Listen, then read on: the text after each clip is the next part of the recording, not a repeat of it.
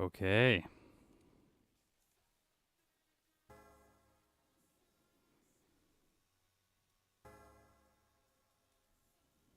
Here we go. It is time to do a Murkrow redo. I played my original Murkrow run back in back on August 9th, 2021, and I made that video shortly after that. That run was on 3x speed, so I want to redo it to get a ranking for the current version. I do have the current tier list available right now, which is this one. So hopefully we're gonna rank Murkrow in here. On my previous stream, I ranked Gligar. It did not do particularly well, so just over the 2-hour mark and slightly slower than Lantern.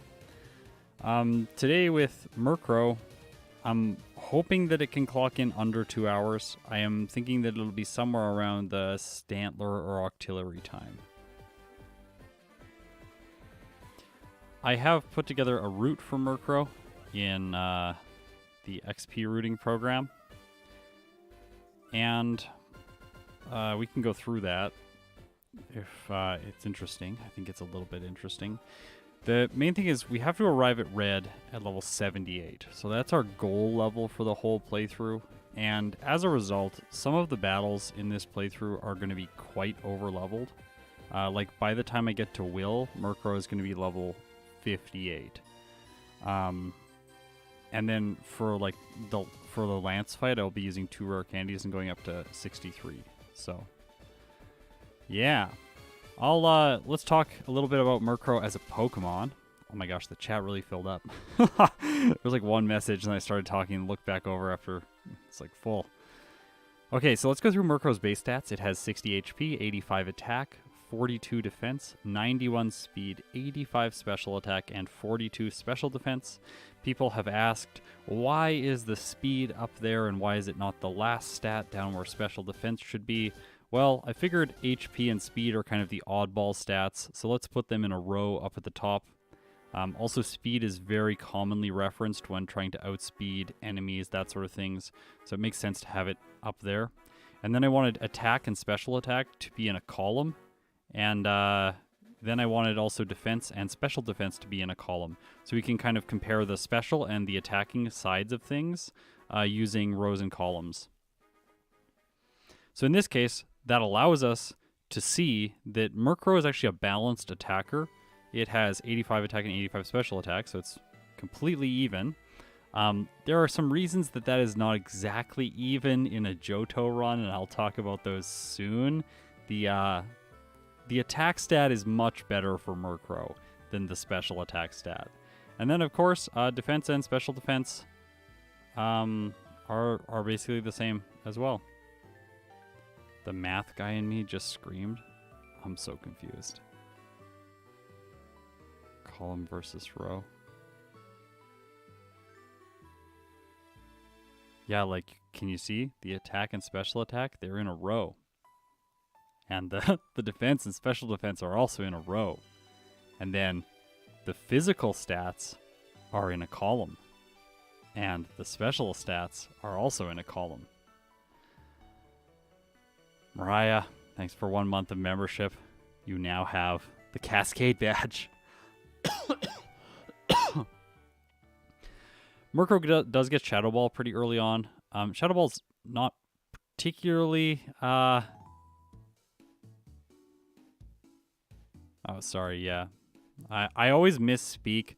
I think it has to do with... I have, like, some, like... I don't know. I was never diagnosed for something like dyslexia or something like that, but, like, I've got something going on in my mind where, like, my brain is, like, thinking certain words and thinking things, and then I say the wrong thing. And I didn't really notice that I was doing this until I started making these videos, because there are so many times I'll record a huge section of dialogue and then I'll go back through and I'm just like, all this stuff is out of order. Like, why is it all wrong? Or we'll do a bunch of retakes, like, where I'm saying all of the wrong thing all the time. Like, I'm like, special attack, and I'm actually talking about special defense. Like, I don't know what's happening. Anyways, very weird. So yeah, Dark is special in this game, and Flying is physical. And then, yeah, we'll talk later about why the attack stat is going to be better. But yeah, Murkrow of the Dark types introduced in Generation 2 is maybe the third. It's like third or fourth in terms of like how good it is. It didn't really get shafted that much just because it has a good attack stat. The only unfortunate thing about this thing is it doesn't evolve. Like, I really wish it evolved in the original games. So let's go through its move pool quickly. Learns Peck at the very start, which is an amazing starting move in Generation 2. Peck is so good.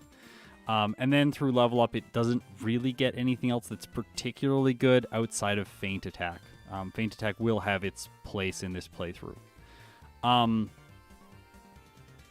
Houndoom obviously wins as the best Dark type, definitely, because it's a special attacker and both of its types are special. Houndoom is the best one. I have Swift, which will be available early on, as well as Mud Slap, so you can see why I'm saying like the attack stat is probably better. It's going to get Return eventually. Doesn't really have access to any good Dark moves. There are some egg moves listed at the bottom, like Drill Peck and Wing Attack, which was like, why doesn't this thing get Wing Attack regularly? That just seems like, couldn't you give it that move just to have a same type attack bonus move? But Game Freak did not like giving Pokemon same type attack bonus moves in Generation 1 or 2. And if you're a Rock type, it's even worse. Also, Murkrow is a medium slow growth rate Pokemon, so it actually is going to level up very quickly. Until around level 68. But that's perfect because then I'm going to use a bunch of rare candies to get us up to level 78. So I think right now the plan is to get to blue around level 70. And, yeah, blue at level 69, which will level me up to 70, and then I'll use 8 rare candies to get to level 78 for red. Yeah. Also, people will say, why does it learn Dream Eater? Why does it learn Nightmare? Every Pokemon, basically, in Generation 2 learns Dream Eater and Nightmare. I'm pretty sure they all learn those moves specifically to counter strategies like Rest and Sleep Talk. So if you've seen any of my other Generation 2 videos, you will have noticed this quirk on Generation 2 move pools. Those two moves are basically always there.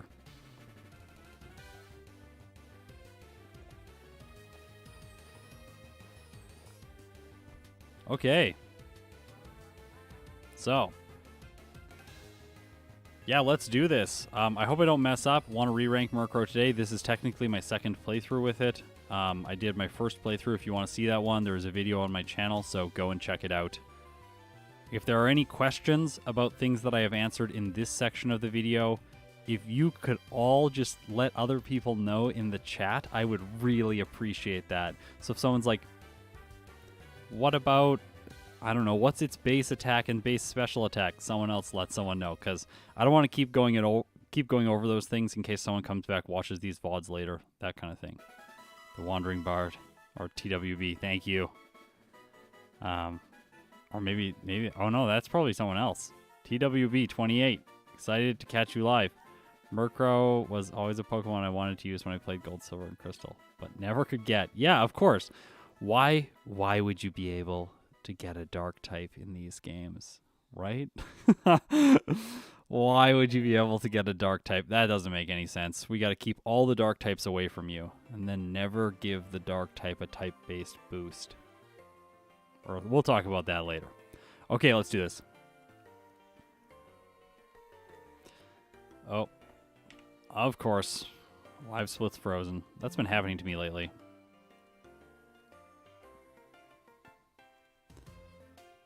That means I have to start my auto splitter again. Give me a second. So all the splits that I show in the videos are all automatically recorded by a piece of software that was written for me. So yeah, that's how that works. Okay, here we go. Now it should automatically start the clock when I press new game. If you're worried about me playing everything on medium text speed, my software automatically sets the text speed and the battle to set and all those things. So don't worry. None of my videos have been played on medium text speed. It just looks like I don't change those options at the beginning because I wanted to save like 2 seconds of time, and now I have to explain this to all of you now. Okay. So I replaced Cyndaquil, so the enemy is going to be Totodile. I think this is slightly harder because the rival will have a Feraligatr instead of a Quilava in the underground, but that is the only difference. Both Typhlosion and Feraligatr are pretty easy to face. Meganium is definitely the hardest rival to face because it has Razor Leaf early on. And now we will see... Video idea for Scott. The Battle of Dragonite vs. Tyranitar in Generation 2. December 23rd. I'll give you the release date for that one already. I'm doing voiceover for that in like a day.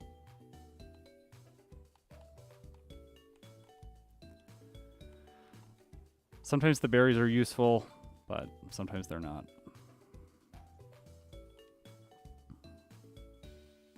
I like his hat. Yeah, he has a good hat. See, look at how fast it gains levels. Like, almost level 7 already. Medium slow growth rate. It's the growth rate that starter Pokemon have, and it levels up very quickly until around level 68, and then it gets slower than the medium fast growth rate.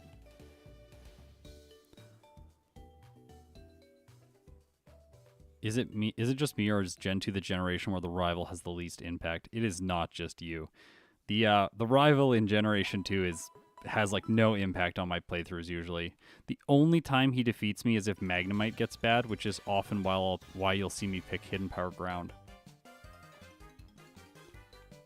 Scott, you missed 2 super chats from before. I know. I'm going to try and keep up with the chat and try and not miss super chats. I am really sorry if I missed your super chats, but yeah. I'm sorry. I can't go back now because I'm playing.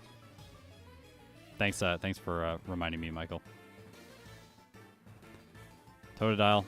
Totodile is the original starter that I chose in Johto when I was a kid, and I had a level 100 Feraligatr, and then my family and we were going for a vacation to this island in Canada called Prince Edward Island, PEI.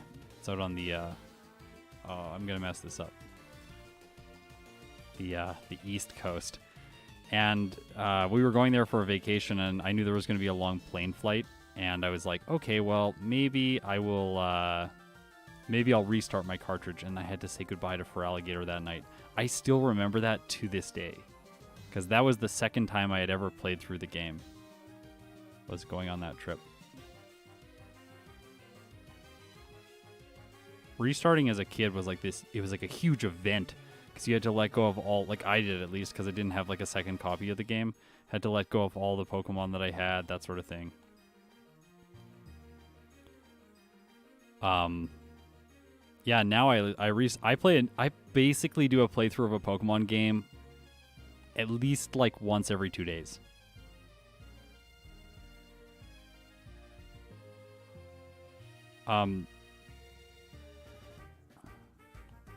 So I'm going to fight all the trainers and all the wild Pokemon in the early game, as you can see now. Oh, here's a little trick. If you go here and fight this trainer, let them walk down towards you, you have less patches of grass to walk through. So you actually get the trainer boosted experience and then less chances for wild encounters to waste your time. So I like that.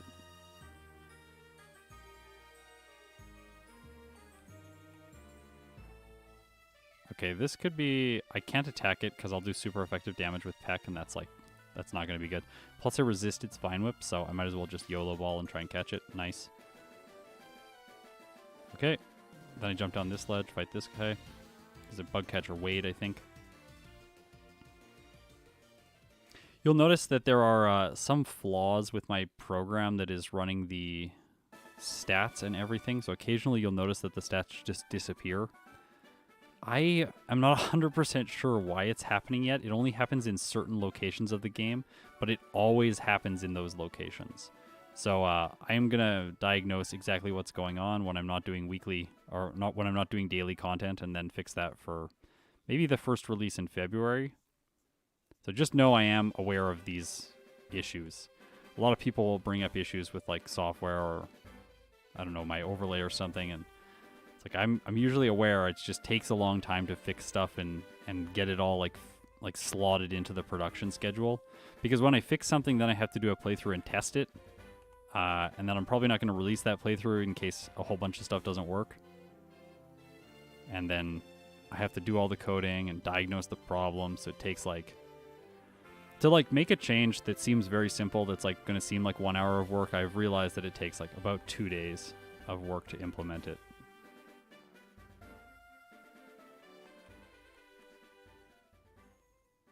The Bellsprout give a lot of EXP because trainers give 1.5 times the experience that the Pokemon would give in the wild. So that's why the Bellsprout give a lot of EXP. Do any Gen 2 trainers switch Pokemon? I don't actually know that. I don't think so. Some trainers will choose to send out different Pokemon first. So like, for instance, Red or Lance will choose which Pokemon they send out first based on the type effectiveness of that Pokemon's moves. So like for Murkrow, he's going to send Blastoise in second and use Blizzard. Whereas Blastoise on his roster is actually his last Pokemon. Also, I think it's kind of, someone asked about how I felt about Scarlet and Violet. I really like those games. I really want to make some Scarlet and Violet content in the new year. I'm not really like aggressive about hopping on trends on YouTube, so I would rather like all of you show up and watch me when I play stuff rather than just like a whole bunch of new people show up and then leave immediately. So yeah, thanks for sticking around and being here every week or every day right now. I appreciate it. But I do want to make some Scarlet and Violet content because I really do like the games.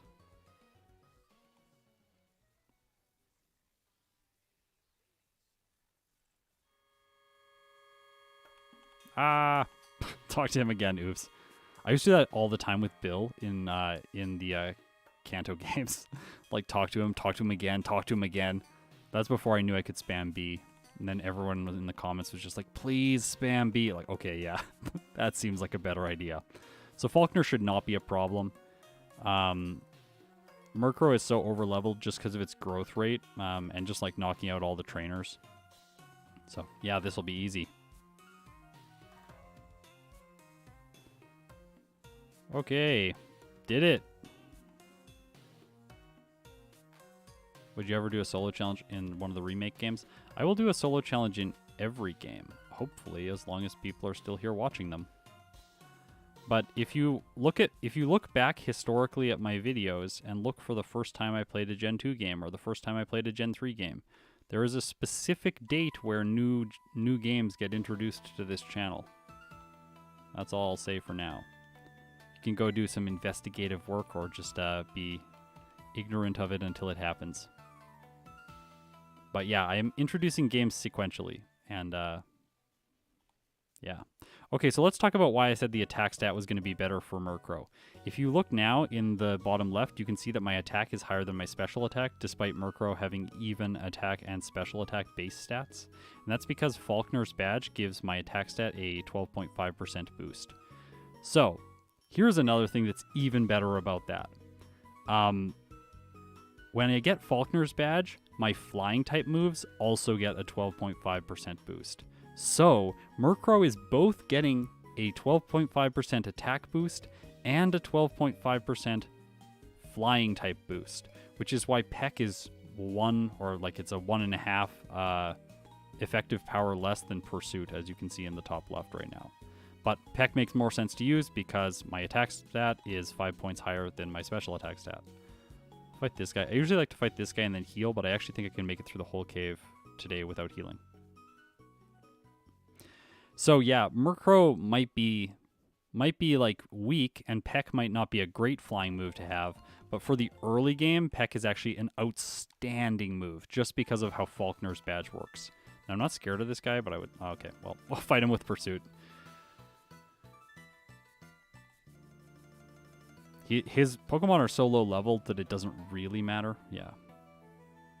Are you going to do runs of the remakes as well? Well, just figure out the day that new games are introduced, and then on that day this year, we'll figure out what game is going to be next for the channel.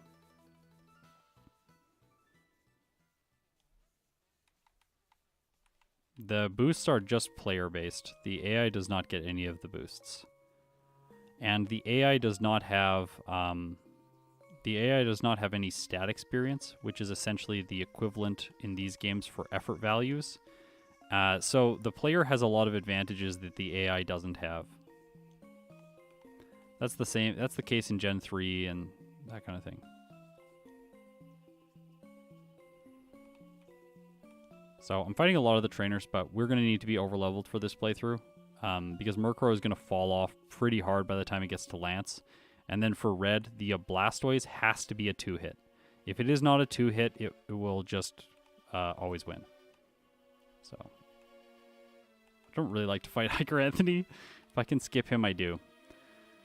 So Murkrow has good PP, and that always makes me happy when you got enough PP to get through all the sections of the game without having to go to Nurse Joy.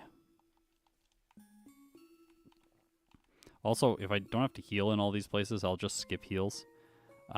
Because whenever you can skip a heal, you save like somewhere between like 5 seconds. It's 4.5 seconds in Gen 1. I haven't timed it in Gen 2 because I haven't done like a race in these games yet. But yeah. Fluffy Trexie. I always chuckle when you say PP. Yeah, supposedly everyone does. I was like, literally when I started making these videos, it wasn't even a joke. I was just trying to like explain the game, and like the game listed as PP. So I was like, yeah, it's a PP up. I'm going to grab myself a PP up. And then, yeah, and then people started commenting on it. I'm like, okay.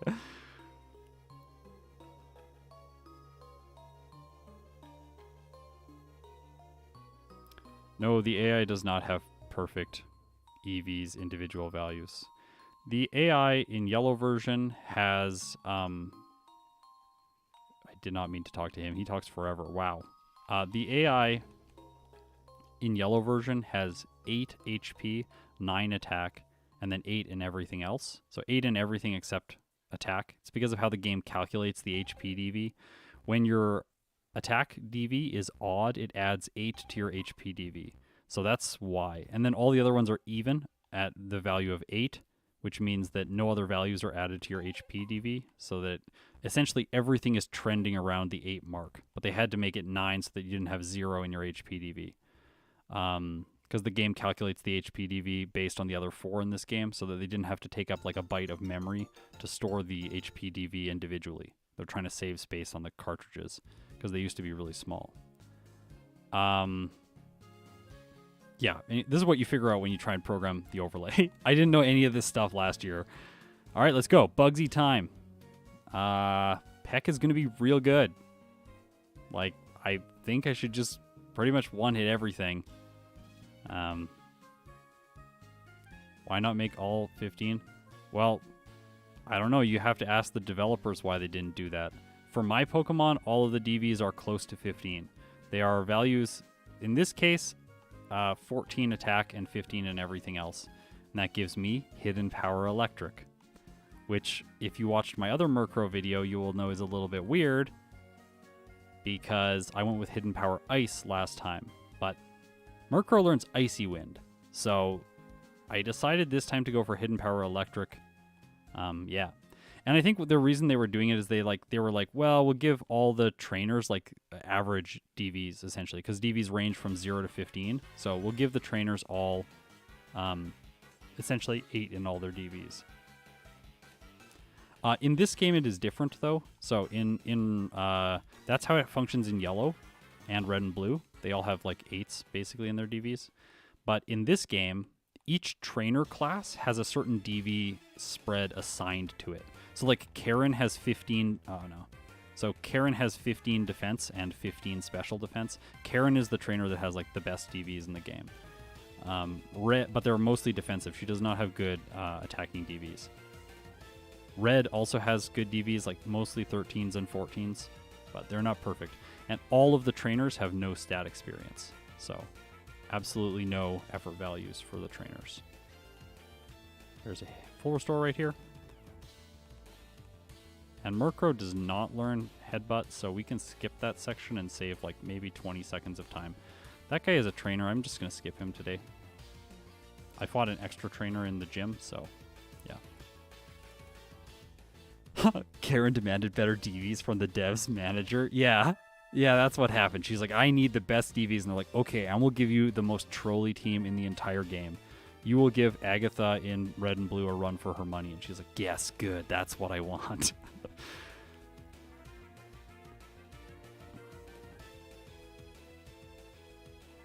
Why don't you play with egg moves? I will be playing with egg moves. Hey, Dennis. Everyone. Dennis in the chat. If you don't know, Dennis has sort of become a meme on this channel. But Dennis was an early viewer of the channel, and he wrote just the comment Scott on every single one of my videos. And when I was first making videos, I had maybe 200 subscribers. And so I thought this guy was trolling me and just trying to be mean. And then eventually I realized, no, he's actually really chill and he likes watching my videos. So yeah, then I gave him a shout out in Steelix vs. Scissor. I think that was the first time. And he is a trainer in this game because there's Birdkeeper Dennis. We'll fight him. We'll fight him later on because we have to fight all the trainers in the lighthouse. Coin case for levels specifically, not just because you don't actually have to fight them. Let's get a haircut because return is going to be our go-to move. Also, there's a paralyzed heal right there. Look at that. I love this channel since the very beginning. Yeah, it's been great to have you around.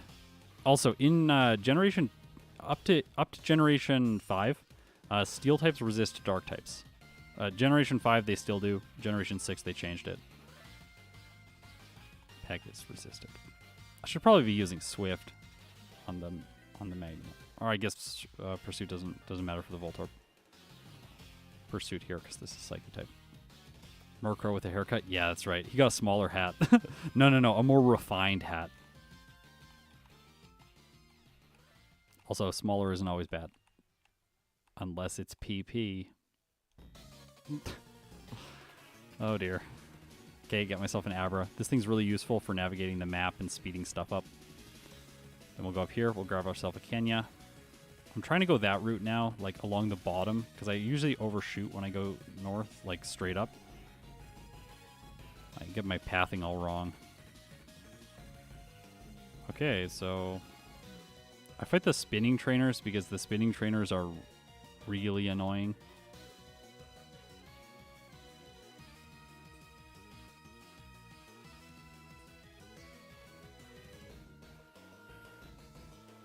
Overshoot due to PP too big, that's true. Yes. Oh, Scott, live take. Favorite dark type other than Venomoth? Yeah, Venomoth is definitely one of my favorite dark types. Definitely my favorite dark fairy type. Favorite dark type. I gotta say, I really, really, really like Tyranitar. I think the Tyranitar is very cool. Okay, so Haze, we're not gonna use Haze. Why is Nightshade a flying move? 1 second. Pause. I must surgically alter my program.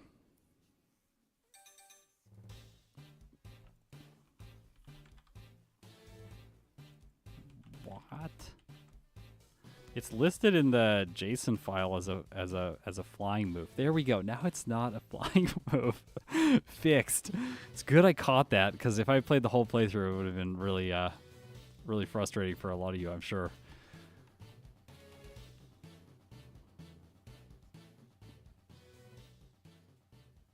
Nightshade is a flying move because all ghosts fly. Duh. Yeah, that's clear. Oh, Venomoth clearly must be a dark flying type then. I got it wrong, sorry. Let's fight the Tangela guy because I have super effective damage.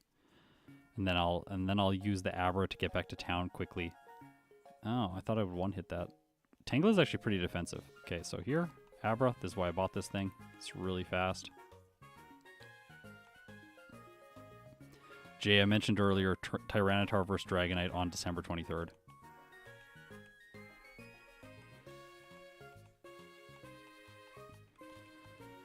On Twitch earlier, I streamed all of my optimizations for Murkrow. So how I was figuring this route out. So if you want to see that, there's a VOD on my Twitch channel where you can go and watch me optimize this. Let's fight this person. In Pokemon games, the way that the game calculates damage, it uses your level and it rounds down whenever it does multiplication or it does division.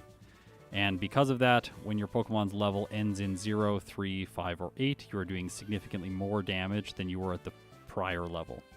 Oops, I messed up. I was supposed to have Mudslap for this fight.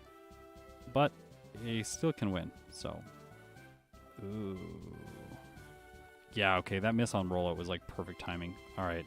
So I lucked through there, but I was supposed to have Mudslap. I'll add Mudslap now.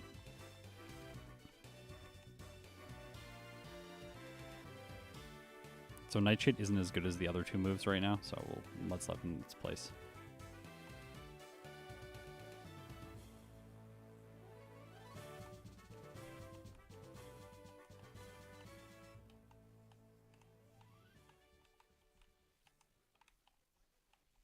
Ah! Come back here. Damage rounding. I've got really fast at explaining damage rounding now. The interesting thing about damage rounding is there isn't really much documentation on it online. I literally had to like run the damage calculation myself to figure this stuff out. And then I was like, oh yeah, it's true. Like someone made a comment about it.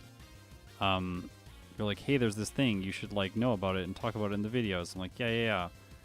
And then I ran the calcs and I was like, yeah, it does exist. Weird.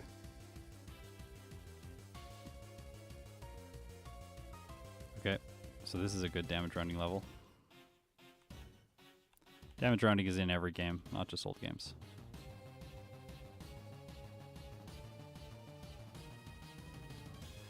It's because the game uses your level, then divides the level, then divides it by a constant, and all of those times it rounds down. So if your level does not give you a value that is over the next integer, it just rounds off the decimal point.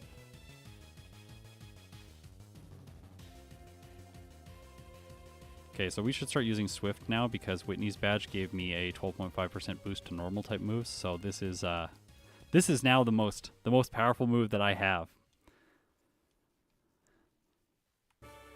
I think the reason that it was first implemented is basically the Game Boy was like, it just like, there was no space to do rounding, so or to store floating point values. So they're just like, nah, just truncate off the floating point.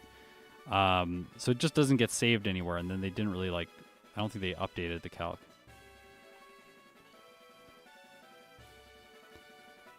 Level 28 to 29, there's like maybe like a 5% difference, and then it can go from like let's say like you have a 15% chance to KO at level 29.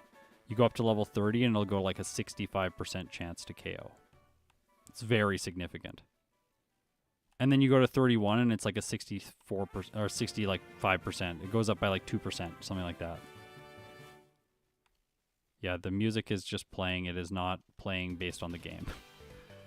I will be building part of the software that will sync music with where I am at in the game, but that is not technology that we currently have. So I'll program that in the winter.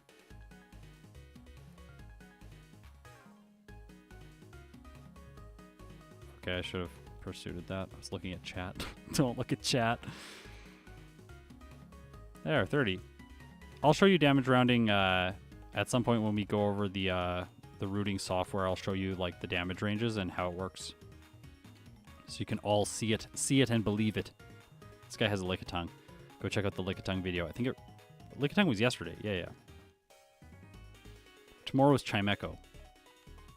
That one's gonna be fun.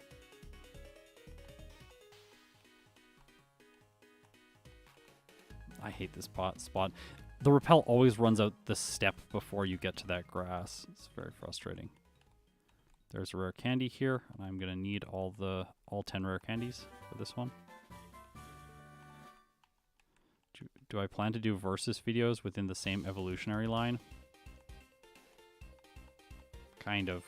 Sometimes. Like Vileplume versus Blossom, probably.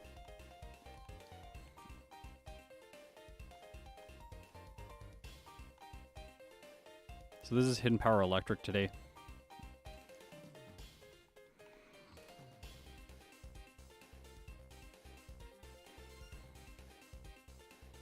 Yeah, I will do a Sunkern run. Sunkern run next year. Yeah, I'm hopefully gonna do videos on like a bunch of the weird mechanics, like the badge boost glitch, some of the strange glitches in Generation 1. So those should be coming to the channel next year. Mudslap for Jasmine. I'll be level 43. Mudslap will one-shot both of the first two Pokemon. And then from there, it shouldn't be as bad.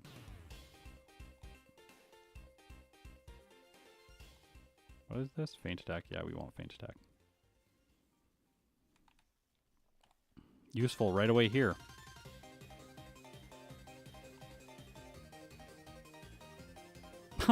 Fun fact, until Gen 4, Sunflora has the second highest special attack of all grass types. That's wild.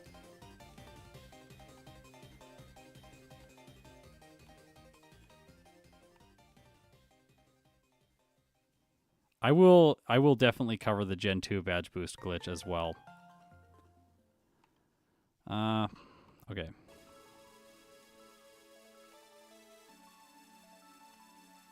No, damage rounding is in every game. I'll get the Hyper Potion. No, the NPC over there, he's a guy who shows up to give you the black belt that boosts fighting type damages. When I go into the house, my software sets the day of the week so that he appears. So he appears there because the day of the week changed.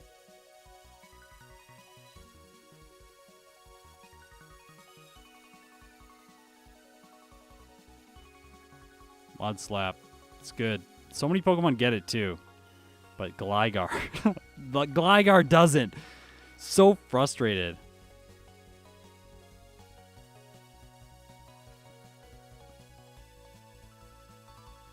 My favorite food? Either burgers or pizza. I'm like really basic.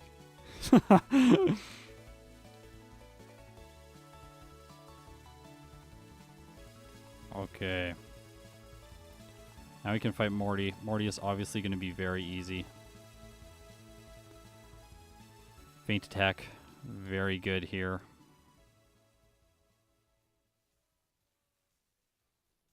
Why do I never fight the guy in Crystal who looks for Suicune? It just wastes time. I do fight him sometimes when I really need to level like crazy, but mostly I just don't fight him because it wastes time. Yeah, he is skippable in this game. At first when I did Crystal, I was worried about Crystal taking longer. Well, first of all, let's be fair. When I was playing these games on 3 times speed, when I was playing Gold and Silver, it would take me like 5 to 6 hours to beat the game. And I was like, I don't know if I can work my job, do a master's degree, and make a video if the playthrough takes me 6 hours for just the playthrough portion. Then I have to do voiceover and everything else. So it was like, well, I don't really want to switch to Crystal because then I have to fight this guy who's like another mandatory fight that's just going to bloat the playtime even more. And then a bunch of people in the chat let me know that like, or in the comments let me know like, no, he's just optional. So now I don't fight him anymore. No, I finished my master's degree like a year and a half ago.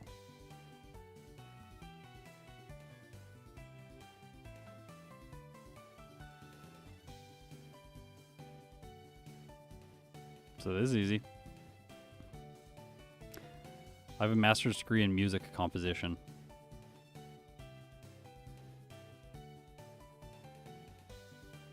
I was doing the master's degree for fun. It was not like an economic choice. It was not like, yeah, this is going to give me a job. I was like, no, this is going to be fun and interesting.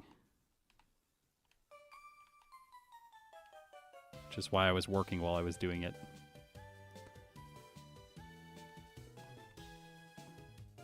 Would you do a collab with Madrybred? Yeah, totally. I actually talked to him about a collab and a while ago. This is like a year ago, actually. So we'll do something eventually. It just things have to line up. I've been so busy trying to make everything work for the channel that Sharp Beak person, she's only here on certain days. Did I get the strength? I think I did. Yeah, okay, good. Yeah, I'm just like, he also has to get his health back into a good place. I'm worried about him.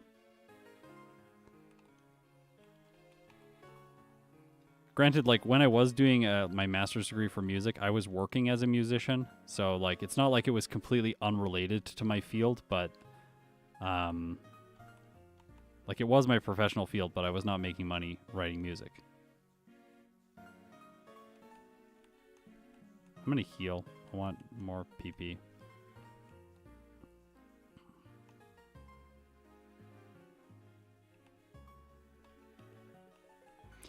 So from here on, I'm going to have to look at the chat a lot less because the game starts getting quite intense and I need to focus. See, here's a spot where my stats disappear. It does this every time I come in here, so I got to figure that out.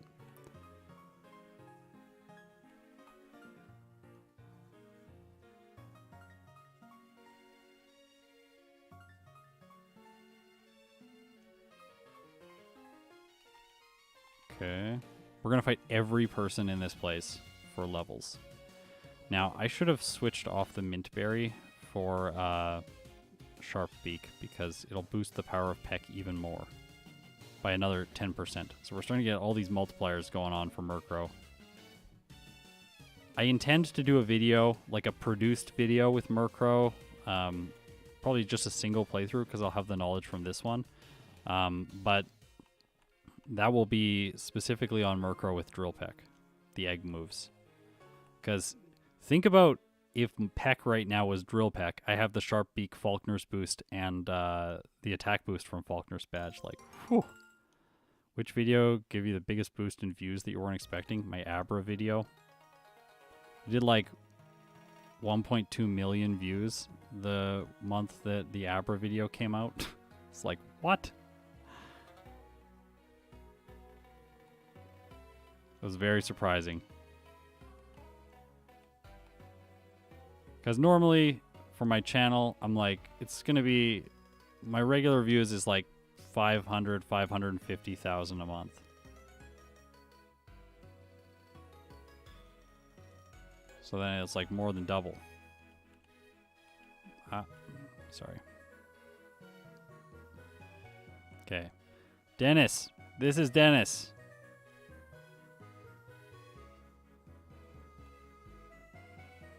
Barkeeper Dennis.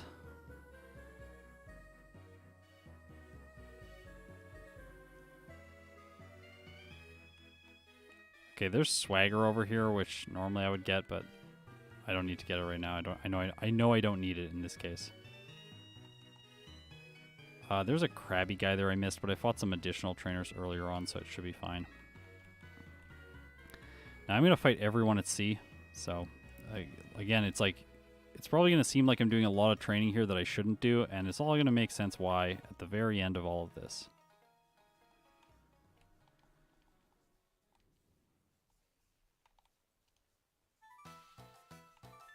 Amphi gets no days off. Scott always knock out my Pokemon. I gotta do a playthrough with your team.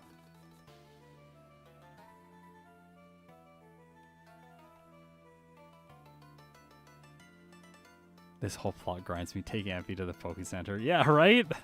It's like the Poke Center. It's like 4 floors away. Just like jump down some holes. Give it to Nurse. Give your balls to Nurse Joy. It's not quite quick enough to make that joke happen. When Umbreon playthrough? This Friday.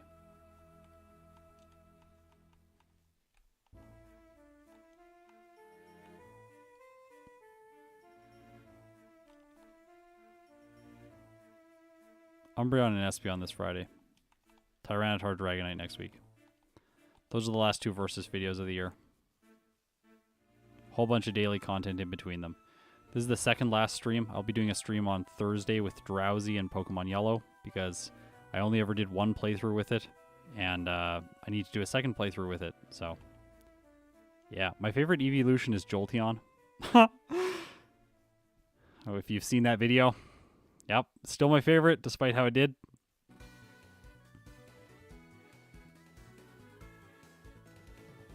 My second favorite evolution is Umbreon.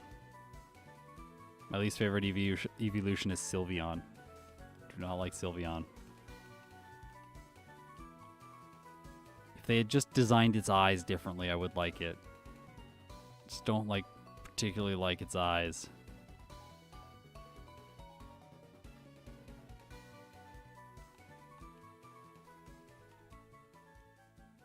I like its color scheme and everything. It's like really neat. But just don't like the eye design. They just need to design the eyes slightly differently.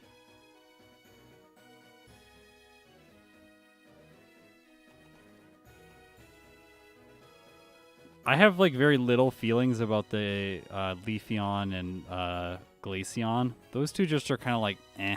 And that's probably like I didn't play Generation 4 when it was like first announced and first came out. So I think it's probably nostalgia that like that makes me not like those ones.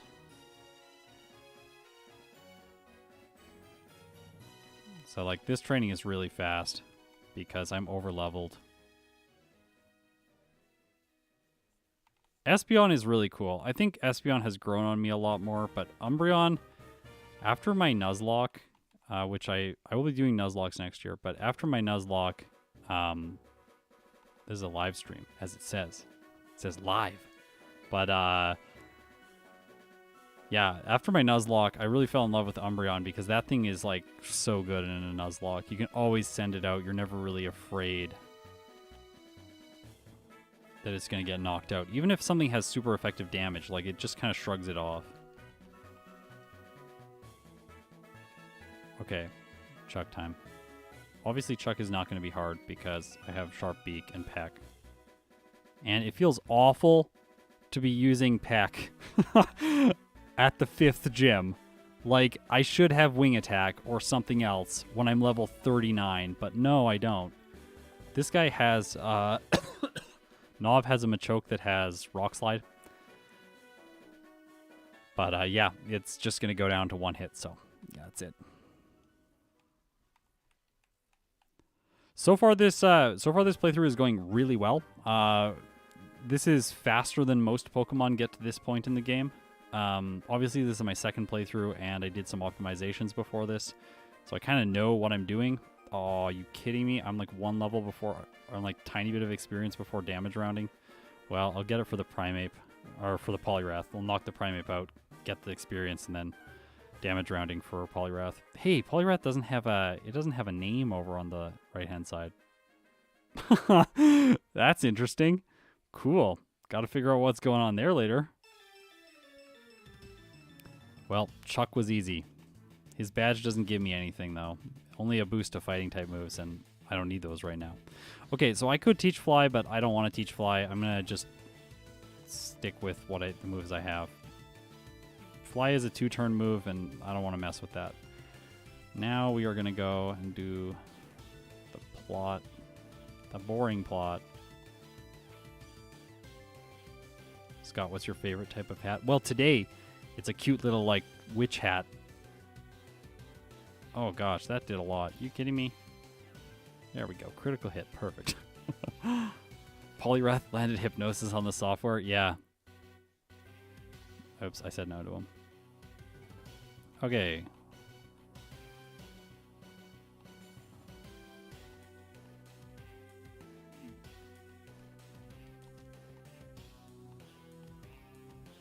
Pink bow, please. Thank you. And then I'm doing these 2 things in this order now so that I can use the escape ropes later on to get out of caves and save some time. And then I pick up this rare candy because I'm here, so I might as well do it.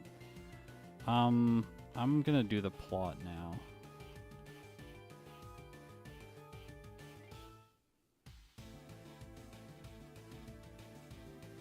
Oh yeah, this thing is like a witch, and then it turns into like a mafia boss. It's kind of weird.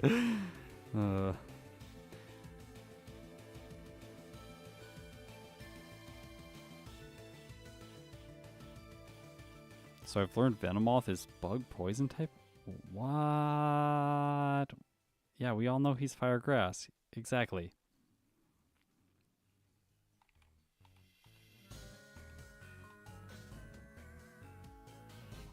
So Magnemite in this game, I swear they just gave Faulkner Mud Slap and like let almost every Pokemon except Gligar learn it. And that's basically just to counter the Magnemite line. It's like, yeah, we'll just let you one-shot all the Magnemites with this move. Hidden Power is electric type.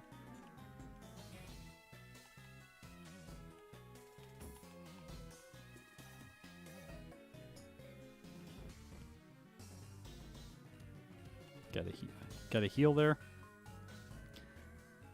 Fight this guy. He's got 2 Venonats.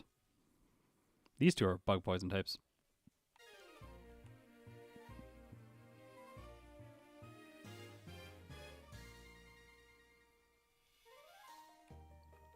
No, I haven't played any competitive Pokemon. I played like 2 nights of competitive Gen 1. It was really fun, but I don't have time right now. 70 base power, hidden power. You'll see when I add it to my moveset. Oh, I gotta talk to her.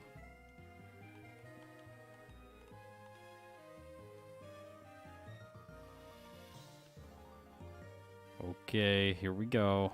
This has been like so uneventful. Like, if you saw my Gligar playthrough, there were some serious events in that playthrough as early as Azalea Town. In this playthrough, things have just been like moving along. Here, I'll show you this. That's a full heal. I don't usually get that anymore, but it's like it's kind of neat to know that it's there. There's actually 2 full heals in here. And if you picked up the ones earlier, you usually, like, there's not really any cases in the Johto games where you need to buy a lot of healing items. Whereas in Gen 1, the healing items are not really provided to you, so you need to pick them up. Which I get them in Viridian City in the first Mart trip. 1 Pokeball, 8 potions, 3 antidotes, and 1 paralyze heal.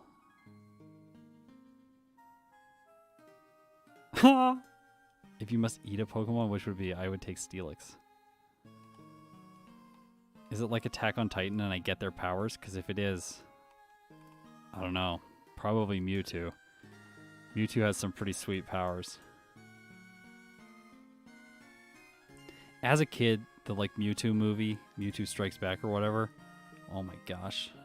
That movie, I love that movie. So good. I went to it with my parents and one of my friends, and like all of the parents were like crying when Ash got turned into stone.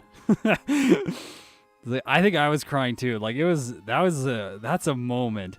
And then I watched that again, like maybe 2.5 years ago with my fiance, and like we were both crying again. It's like, oh my gosh, how did they do it?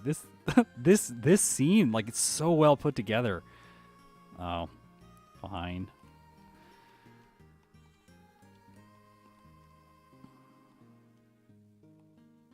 Did you get the Mew hieroglyphic card? Yeah, I did get it. I still have it.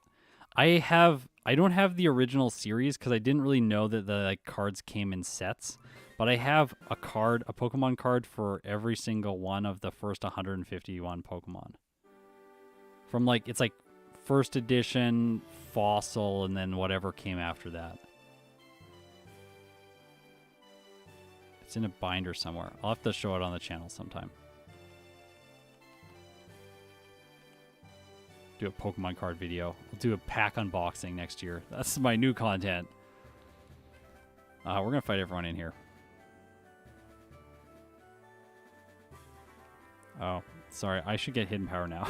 I should definitely get hidden power now. Oh, I should definitely get hidden power now. Oh. It's okay. I can go back and heal. Seal is my least favorite Pokemon, in case anyone's wondering. I just feel like I should tell you all that. Tell Seal that. Seal, you disappointed me in yellow version. Okay, goodbye, Swift. You've been good. There we go. Hidden power electric, base 70 power. You can see it in the... Yeah. You can see it in the top left. So hidden power here is going to be useful because Dugongs... Oh, I forgot to pick up the magnet. I should go get the magnet. I'm going to go get the magnet. It's going to take like, what, 2 seconds? So, fly here. Go down here. Talk to this Sunny. They're here on Sunday. I don't know if that's female sprite or the male sprite. I have no idea. Magnet, boosts hidden power, teleport. See? Doesn't take that long. This guy's got the... what is your favorite Pokemon? I don't know. Like, I like a lot of Pokemon. Venomoth is like probably my new favorite. My favorite used to be Butterfree because I used it to beat Pokemon Yellow. Venomoth because it's the Pokemon that like I messed up the most on the channel, and then it was turned into a meme. Then I drew a bunch of art for it, and I was like, you know, this thing is actually... Oh my gosh, that Ice Punch. This thing is actually really cute. I'm going to heal again.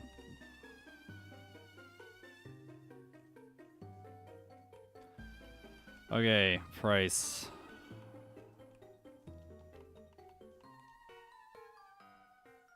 Now, it's basically a toss-up between fighting him or Jasmine first because you don't get any extra experience between them.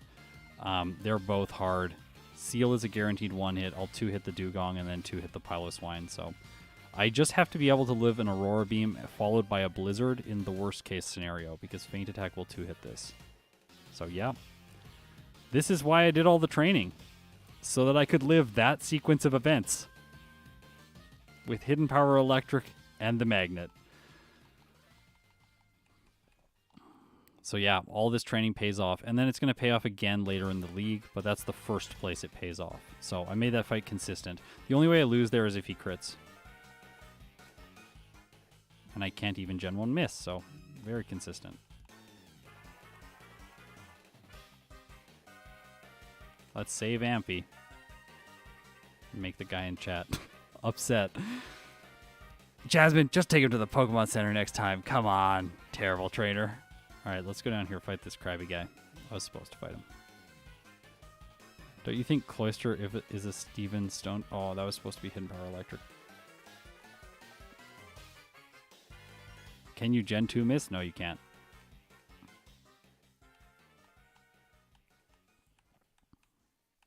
Is there a way to always get your starter to walk around with you? Not in these games. Why aren't there gym trainers in Jasmine's gym? Yeah, I know, it's really weird. I think it's they're probably trying to save space on the cart. Okay, here we go. At this level, I have guaranteed 1-hits with Mud Slap on the Magnemites.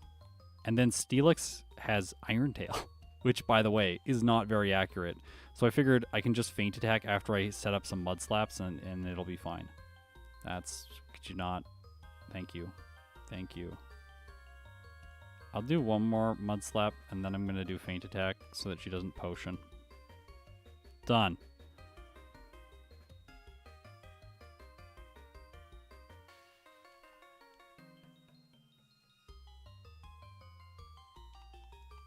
Yeah, the remakes of these games should have added, I think, a lot of stuff.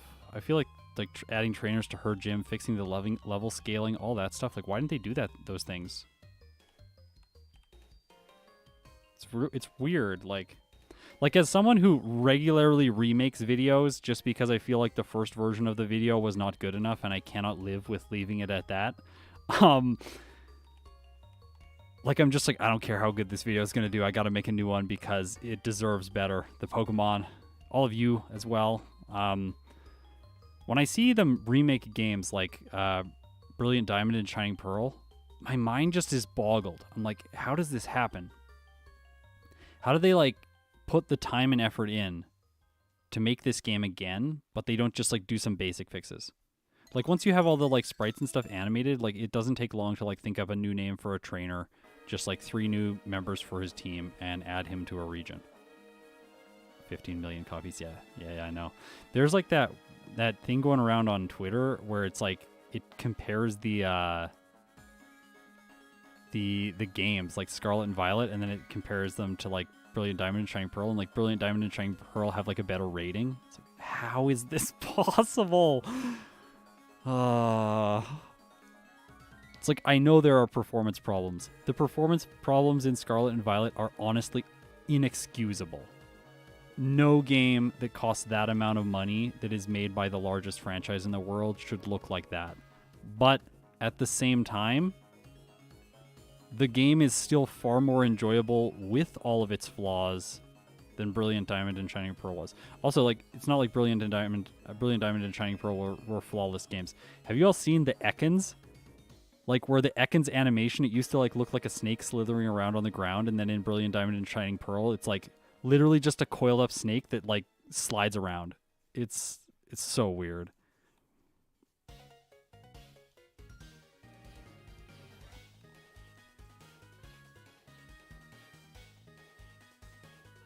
Yeah, I think it's the largest media franchise in the world.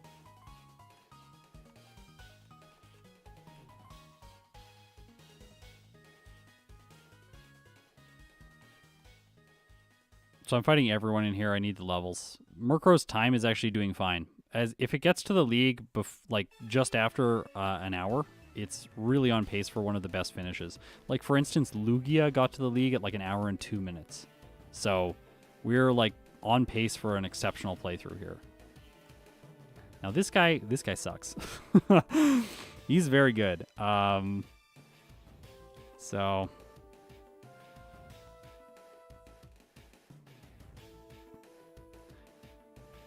yeah, like online it says that Pokemon is the largest media franchise in the world, but again, it's like I think it is hard to know that like objectively. I don't really know what metric it was that they said that based on. Like I don't know if it's like total revenue, because like Pokemon, like the revenue is all from like merch and stuff like that, not from the games. It's not the games that we're talking about. It's like everything involved. The anime, the movies, all the merch. I'm getting really good. I am getting really good at just like running around the overworld and not bumping into stuff as much. Oh. Don't say that. Don't say things like that on stream, because then I do things like that.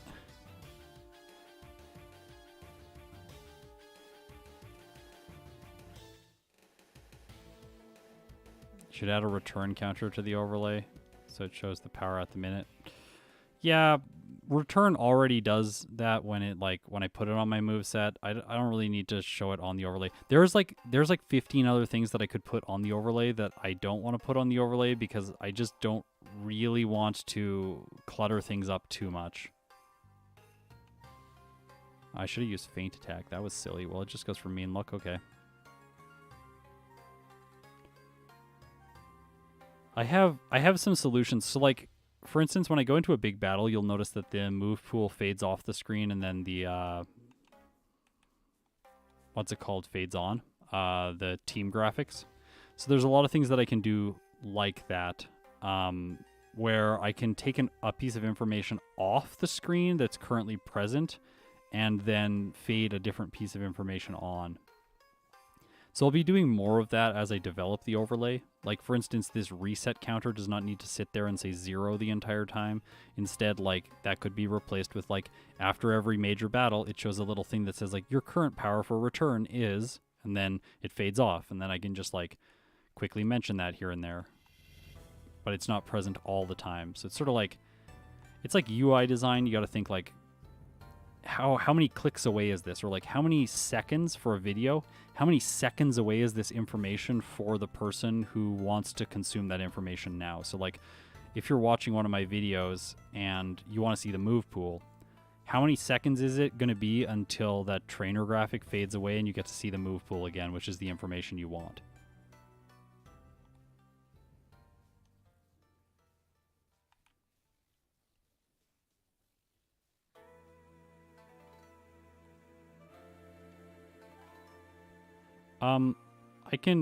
I have to find a certain variable in the RAM to do the rollout dynamic power on the overlay, but it'll be possible.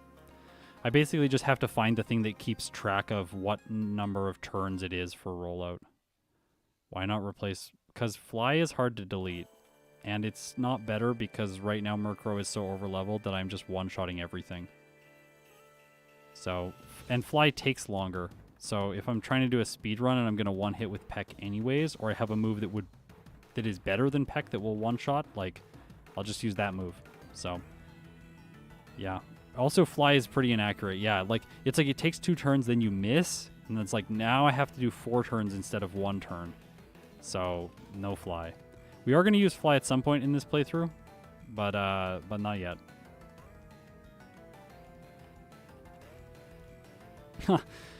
If you want to see like Q&A and stuff for my front end, I sometimes do that over on Twitch. I actually developed like a large portion of the Generation 2 front end on Twitch live. I did it in like 1 day.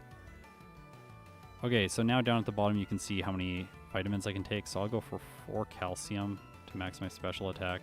I'll go for 1 protein because there's another one in Ice Path, and then I need 3 more. So I guess we should probably go for HP up today. HP up because we gotta survive Blastoise. Normally HP up are the worst vitamins. You also notice there that on the overlay it shows that calcium, or that my special stats are, like my special attack has the badge icon by it, but my special defense doesn't. That is intentional because right now there is a glitch that is preventing me from getting my special defense boosted. If you want to know how it works, search Gen 2 badge boost glitch.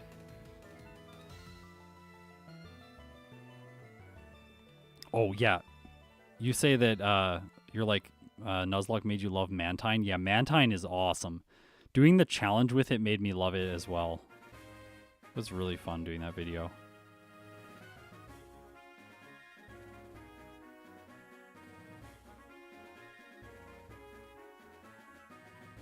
Oh, it's a bad thing to have happen at the beginning of this fight. First turn glare. Just like, yes, fly would be better here, but I am paralyzed now, and Peck still one-shots, so there's another reason why I would not get fly.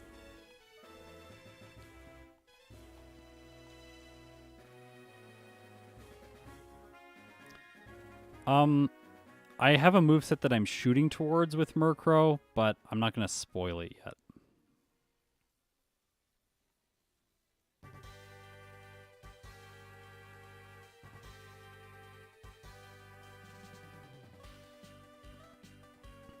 We still have 0 resets. This is, like, exceptional. And we're done this for an hour, so Murkrow's making really good time. Gonna pick up the radio card next. Gotta remember not to forget that.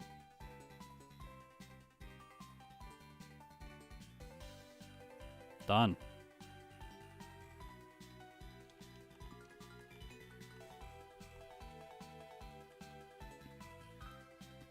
Does the moveset involve sleep, talk, rest, and curse?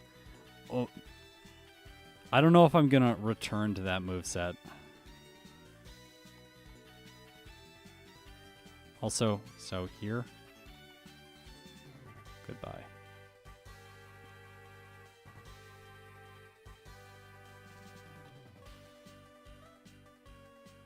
Beat up is a Gen 2 move, but it's very rare. It's actually... So, without events, it is Sneasel's signature move in this game. Right? It's so weird.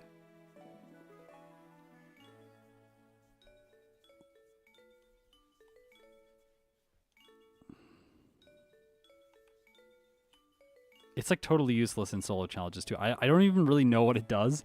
It's like does damage based on the number of like fainted Pokemon in your party or something like that. Oh my gosh, the Houndstone Pokemon. My fiance is in love with that Pokemon.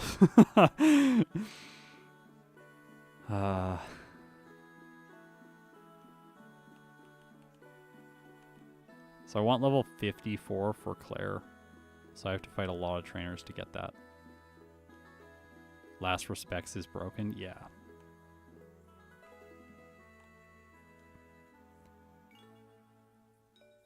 Fiance reference complete. That's right. We can move on. Have you read any of the manga? No, I haven't.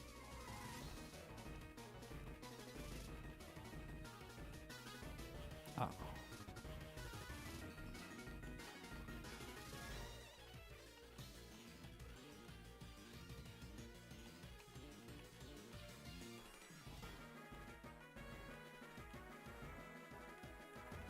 You could cut the trainers? I don't want to cut any trainers. I want more trainers.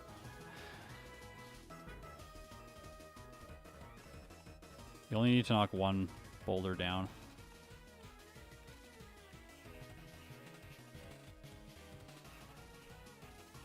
Never melt ice. This is a very important item for Lance.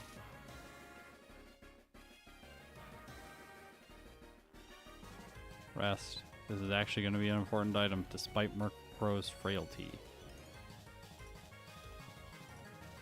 Okay, protein. Hopefully I can use this. Yes. See, that's why I didn't buy 2 when I was in the department store. Okay, we just clicked over the hour mark.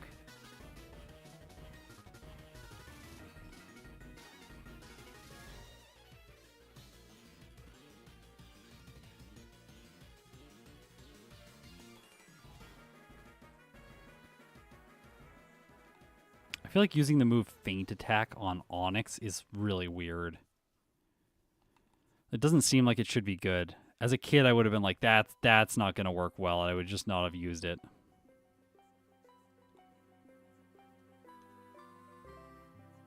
Does anyone else find it weird that HM07 is just lying on the ground in Ice Path? Yes. All of the HMs in this game are really weird. Why are they just in such random spots?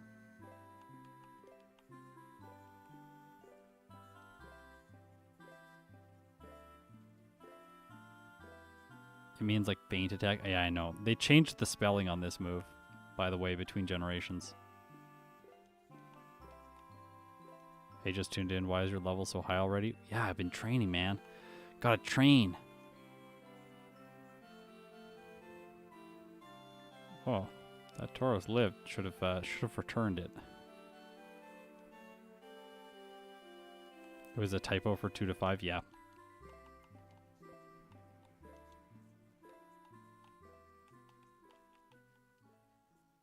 Dawn fan. I want to do a playthrough with this thing so badly. It's planned for 2023. It's going to be a versus video with the bear Pokemon. I don't know how to say it. Ursaring? I think it's Ursaring, right? Ursa, like a bear, Ursa. Why wouldn't Feint Attack work on Onix? Is Feint Attack always special?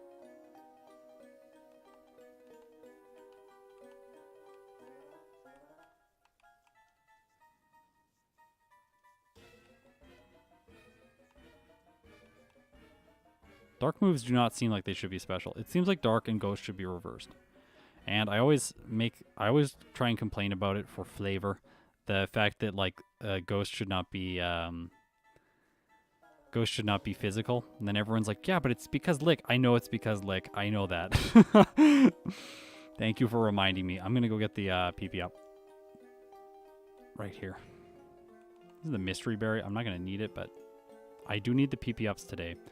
I'll use them right now, and you'll all be really confused. Check this out. 2 PP ups. I'm going to get one more eventually. Mod Slap.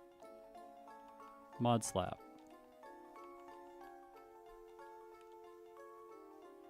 That'll make sense later.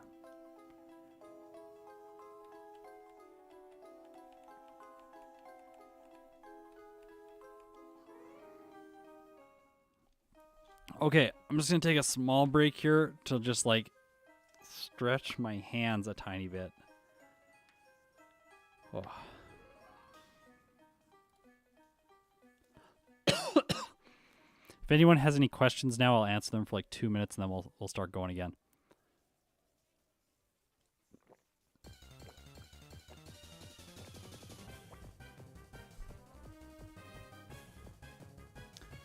The only reason I don't play modern generations is because you can't easily speed them up. Yeah. Yeah. I felt like with Legends Arceus, they were going towards a more like in-depth kind of like feeling of like there's always something the player's doing. There's never any downtime, but then they kind of like went back. So, yeah.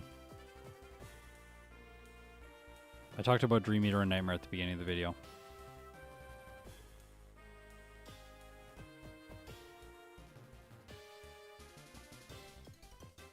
Well, I don't know if they coded the type wrong. I think that with Ghost type, they were also like, we need a physical type to counter Psychic because Psychic has high special. So then they were like, yeah, we'll make Ghost physical because the Ghost is licking the thing.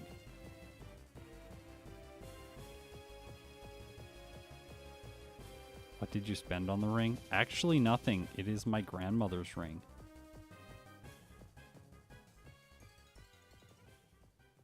RJ, how does this run feel for you so far? Really good. Really good. This is my second playthrough, so it's been optimized. But, yeah. Also, I'll mention this now. I'm going to read some of the... I'll do some of the comments above, then I'll talk about this.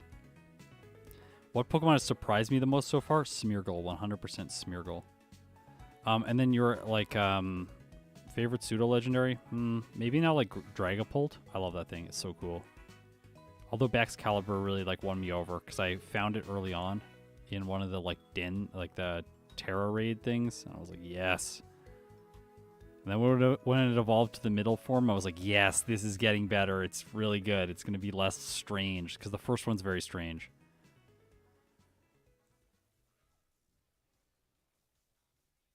Are there any Pokemon you explicitly won't do a run with? No, I'll do a run with every Pokemon.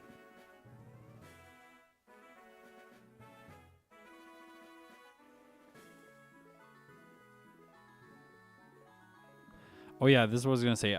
In the new year, because a lot of people, I got some feedback on my last couple streams about like, oh, it's like more fun if we get to see like you figuring it out as you go.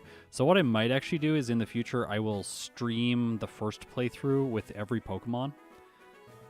I'll stream it, and then I will unlist the stream. So if you're currently watching it, you can just leave it open. Then you can finish watching the stream if you want. You can refresh it and it will still be there. But then if you close it down, you won't be able to get back to it. And that way it won't be listed for other people to find. And then I'll make the video with that playthrough and then with my optimizations, release the video, and then I will put the streamed first playthrough in the description. So in case people want to watch like the actual produced video and then want to watch the live, like me figuring everything out in the moment, you can do both of that.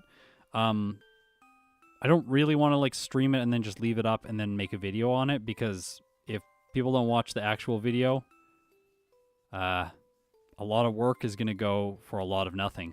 So yeah. Okay, I'll show you the routing software and explain no, that's the wrong thing. Sorry. I'll show you the routing software and explain damage rounding. So, let's do it. All right. This is the software that my friend has been working on. So for instance, who's going to be a good example? Lance might be a good example. Okay, level 63, right? Murkrow level 63. This is the damage ranges. So right now, at level 63, Murkrow has a 74% chance to one-shot Aerodactyl with Hidden Power Electric. Okay? But now if I take away these two rare candies and go down to level 61, it has a 38% chance. It's like almost halved its chance. And then if we use one rare candy instead and go up to level 62, it now has a 52% chance. So from level 62 up to 63, we jump from 52% to like almost 80%.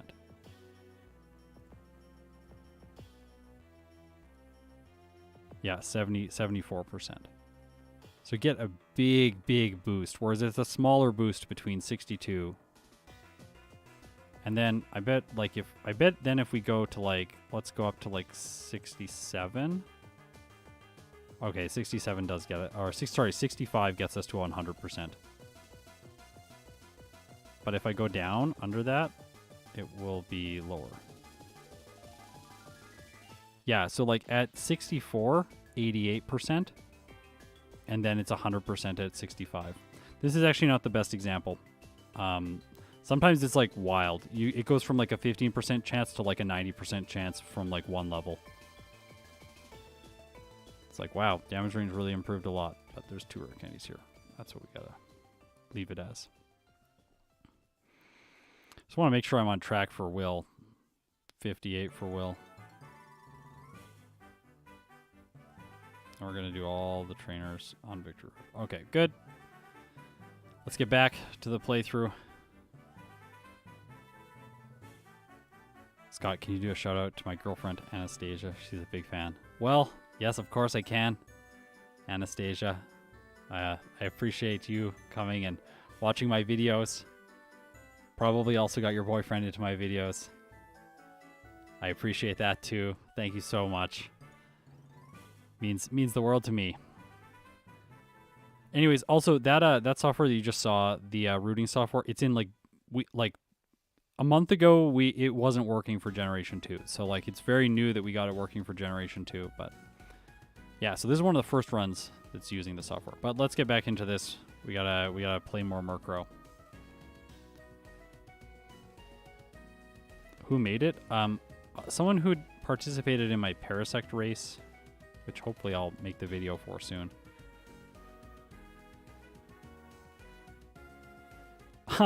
Though technically it could be replicated with Excel. Believe me. 3 people tried to make it in Excel.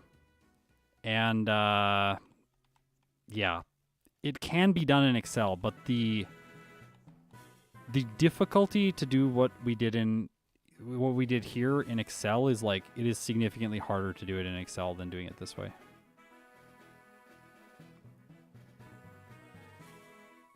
So they were quitters, got it.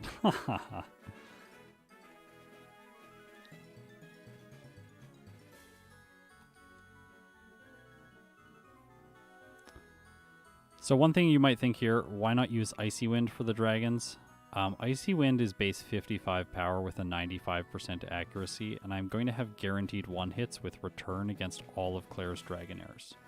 So that's why I will not be using Icy Wind. Unless I messed up the level here. If I'm supposed to be level 55, then I might not get the 1-hits. Yeah, Scott used Excel. It's not very effective. See, why do those Pokemon not have names? They don't have names right now. I'm so sad about that. Is it only the top Pokemon that has a name? Maybe. I'm gonna have to check in the next boss battle. Very weird.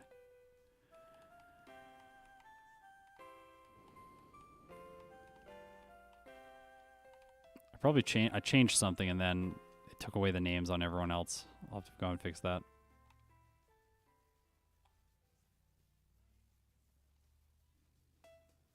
Everything from the Ice Gym is so bad in Generation 2? Yeah. Why Icy Wind, too? Just give me an Ice Beam TM. Like, please.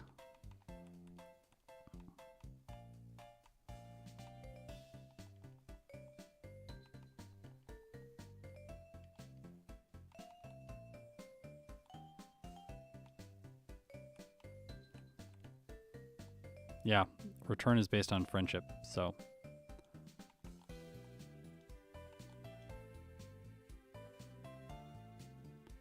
You hate how they removed return in Gen 8? No, that's good.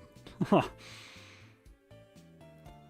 think anything they can do to just make like moves that the Pokemon learns naturally more interesting, I think that's the better way to do things. Like return is just such a catch-all. Like it's always good. Of course it's always good. Like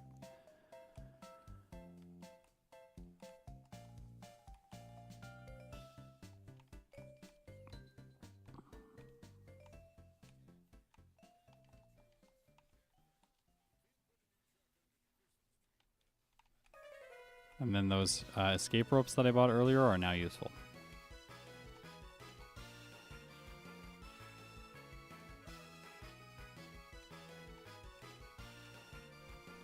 One more, go to Olivine. So here I want to go over and go to the Whirl Islands. And we will grab another rare candy in there. Oops. Togepi is adorable. I wanna use a Togepi. I will use a Togepi next year.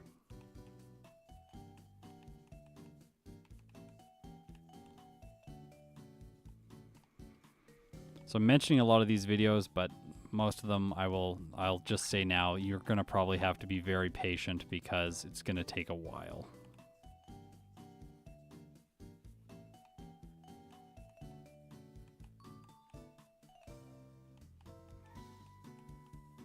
We're going back to weekly releases I was like, I'm gonna get it. There won't be any wild encounters. There was one. Darn. Sorry. I used to bury. Okay. You can heal here. Your mom doesn't heal you in this game, which I find really strange. She does your money, but this heals you.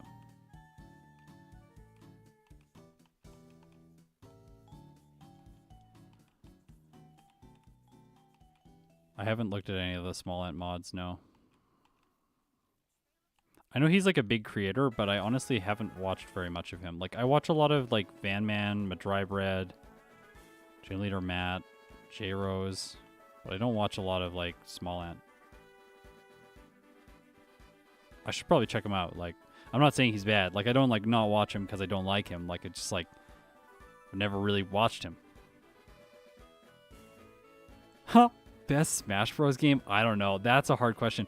I play, like, I don't know if anyone has noticed, but I play a lot of Pokemon. I don't play a lot of anything else. People are like, watch out for your mental health. You're probably playing way too much Pokemon Yellow. Play something else for a little bit of variety. I'm like, no. How can I play more Pokemon Yellow? Oops, I was wanting to use return, but it still gets the job done.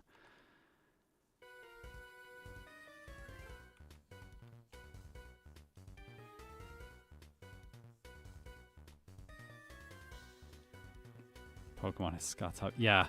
I was, to be fair, I was playing some StarCraft Brood War yesterday. Because I finally got some spare time now.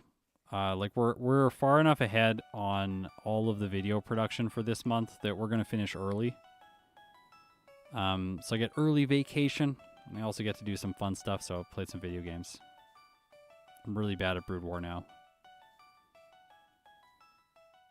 I also changed all of my keybinds right before I stopped playing.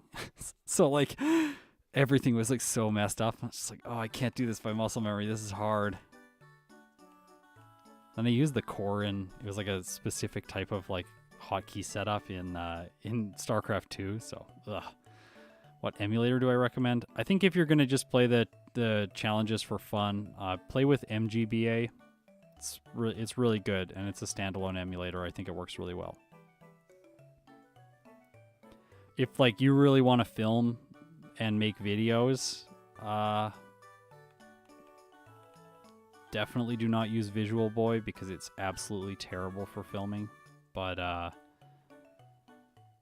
otherwise, I would say like if you're gonna film, use RetroArch because it's just the stability of the frame rate is just better, and how it renders the frames.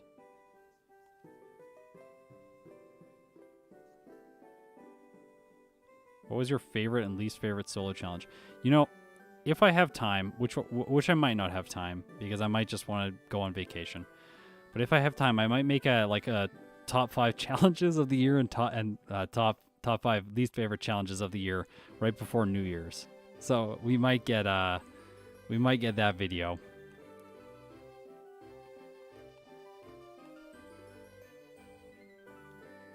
Yeah, exactly. Technically, RetroArch is just a front end for, yes, that is correct. Which is why I said that MGBA is a standalone emulator. RetroArch, though, because it's a front end and it alters the way the emulators work, and a lot of them perform significantly better within RetroArch, whereas they don't perform as well when they're just operating by themselves. I lost a lot of time trying to figure this out about 1.5 years ago when I wanted to make the footage really smooth. So if you go back and watch my old videos, my footage does not look nearly as good as it does these days.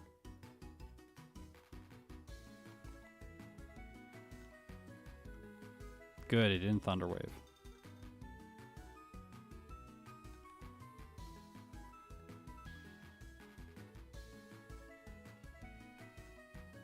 Hidden power is electric type. You can see that in the top left.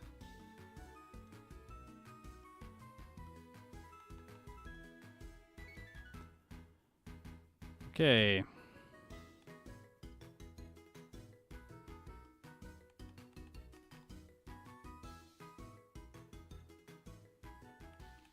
I'd deposit Dratini here. I think it's really good because then later on you can just catch the Snorlax and get the leftovers. It's not always important, but these are helpful because you can use them later on for posterity. Okay. We're going to pause, take a moment, and just review the plan for the league because I have ADHD and I forget everything, and my mind is like a sieve.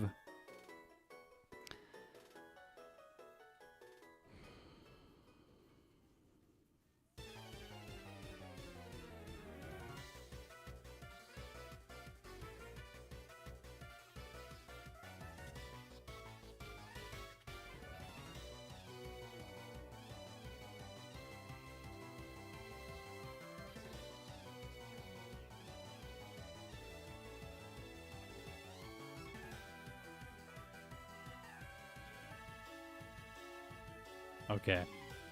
I forgot an item that could have been slightly useful, but it's not actually important when you really... You're not supposed to see anything right now, but when you consider the damage ranges, it's not really that important. I am the correct level right now, so I've not messed anything up. And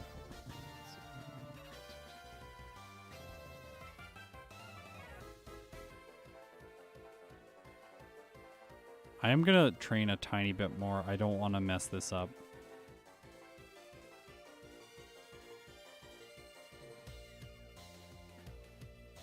Okay. Yep, I'm ready.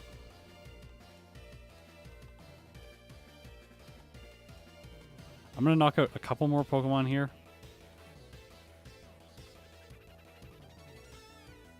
I just don't really want to... No, I have enough levels here. Okay, so this will be fine. Letter to Santa. Okay, so like when I was a kid, I had a lot of behavioral problems. Likely because I had undiagnosed ADHD. And one year I had been like really... I had gotten in particularly lots of trouble before Christmas. And so I wrote my letter to Santa, and I put in my letter, I'm like, I don't want anything. Bring me coal for all I care. It's like something like that. It was like, I wrote like my number, like 1, 2, and 3 choices for the year, and it was like coal, something else. I think like a potato or something like that. Something silly. Anyways, yeah. It's funny because it's still in my stocking to this date, so every year I can take it out and look at it and get a little chuckle. So the only Pokemon that Shadow Ball will not one-hit on Will's team is the Slowbro, and the item that I mentioned before that I didn't pick up that could have been helpful here was the Spell Tag, and you can get that in Blackthorn City, but again, it's not really that useful.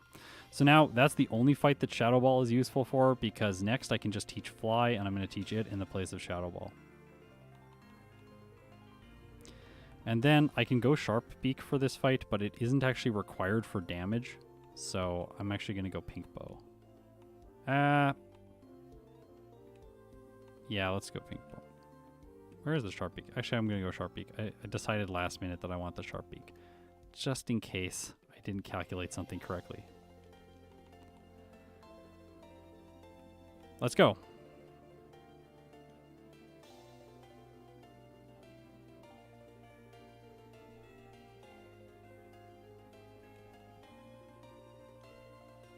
Probably should have just attacked that thing. I forgot this thing has Protect.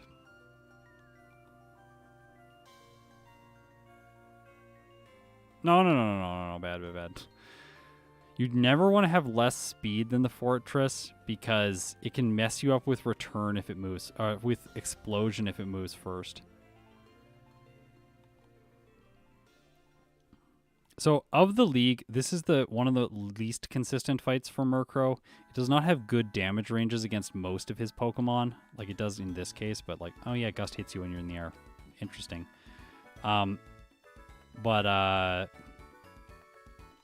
It's not hard just because like his Pokemon can't deal very much damage.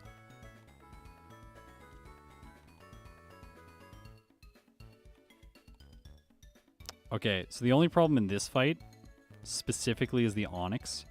Everything else is a one-hit except the Hitmontop because I can't use Fly against it because it has Dig and it has Detect. And his AI knows when you dig. So Mud Slap here because it has Rock Slide. Stop. Stop. No, it's going to get me. Does it hit me? Yeah, it's going to. That's the first reset.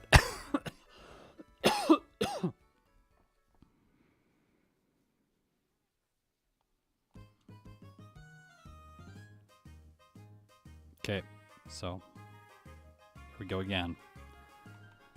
Mud Slap. Ah, Sandstorm is so annoying. Just miss your Rock Slide. Rock Slide has bad accuracy anyways. See, that's what I was banking on here, is that Mud Slap is just gonna like lower its damage enough that it'll be okay. It won't use Mach Punch on me, even though it's priority. And it's gonna get hit one hit just because it knows I'm a flying type. So Yeah.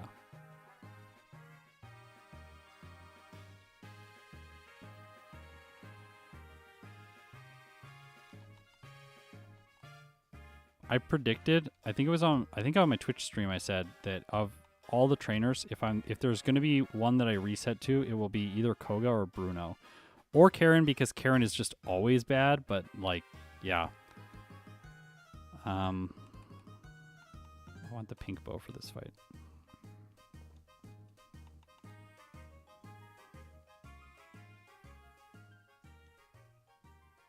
What are your rules for day skipping? I just allow myself to day skip because you can just save the game, wait till the day whenever you want. Like,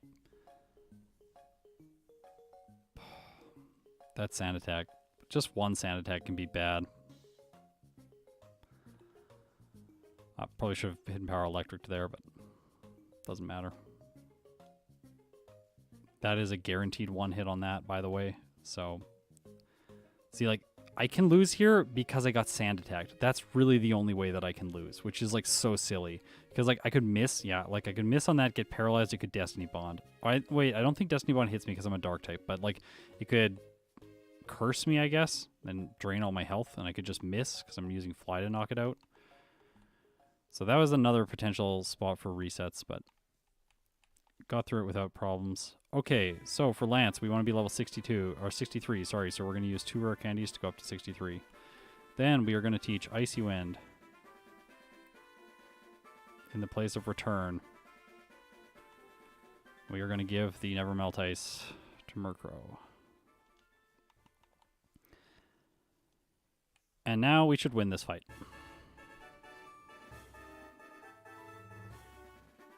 So here. So yeah, we only have Pokemon names for just Gyarados. All the other Pokemon do not deserve their names. No! Icy Wind. So the inconsistency here is that Icy Wind can miss. Well, at least it missed with Blizzard. That's nice. I'm still going to lose, though, because this is going to do too much damage. Yep. And it crit.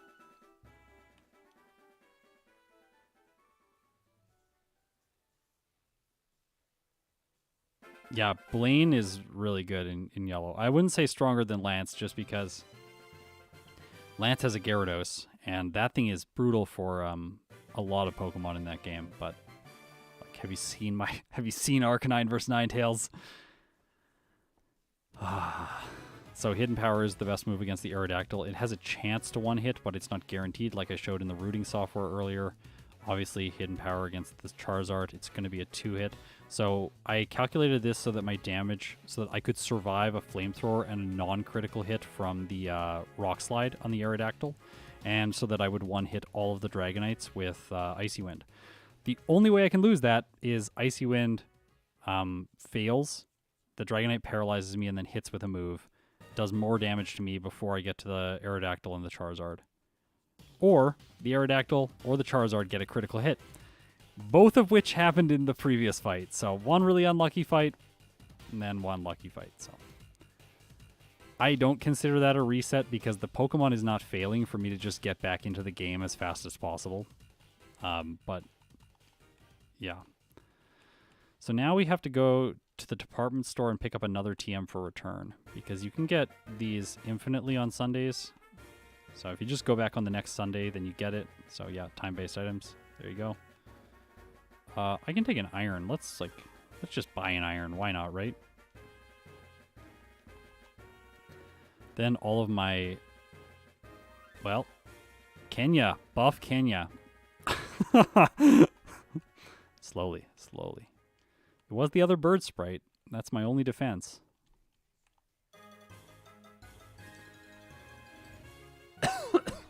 Excuse me, sorry. I still have a bad cough.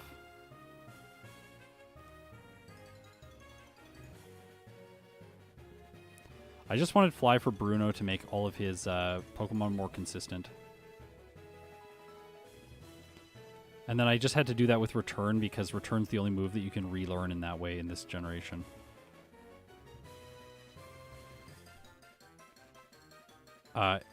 Kenya is the HM... You can pick it up from a guy, so it's someone else's Pokemon. That's why it has a nickname.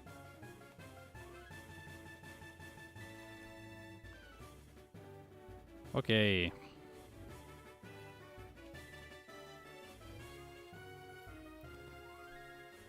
At some point, I should switch from the Never Melt Ice, but it's not super important when I do that because all the Pokemon around here are just terrible, like Johto levels.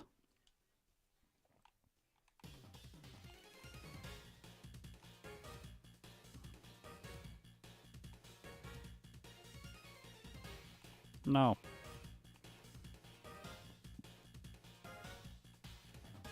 Okay.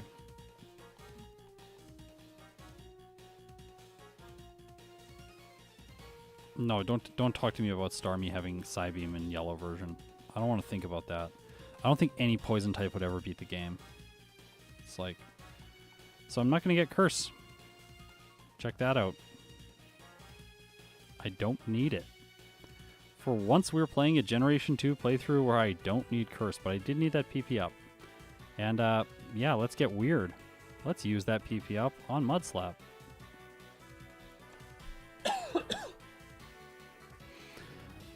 You know, I gotta say it's pretty strange fighting these Pokemon with a dark flying type using an ice type move that is Icy Wind to knock out these grass types, but you know, you do what you can, so. Return is also fine, because I'm very high leveled at this point. My goal is to get to level 69 right before Blue, and then when I defeat Blue, I will be level 70, and I'll use 8 more rare candies to take Murkrow up to level 78 for Red. And this is incredibly important. Red at level 75 is like almost impossible, and then at level 78 he's possible. So, like you think that I've been doing a lot of training, but I'm actually just kind of like trying to squeeze by in this run. And Van Man, the run is going also. Hey Van Man, everyone should check out Van Man's channel. Van Man has awesome Pokemon videos. I watch them all. I watch his streams on Twitch. It's just great stuff. He does a lot of red and blue. We did a video together back in the summer. It's really fun. But anyways, Van Man asked, how's the run going today? It's going well. It's going well. Only 2 resets. It was Bruno and Lance because of luck.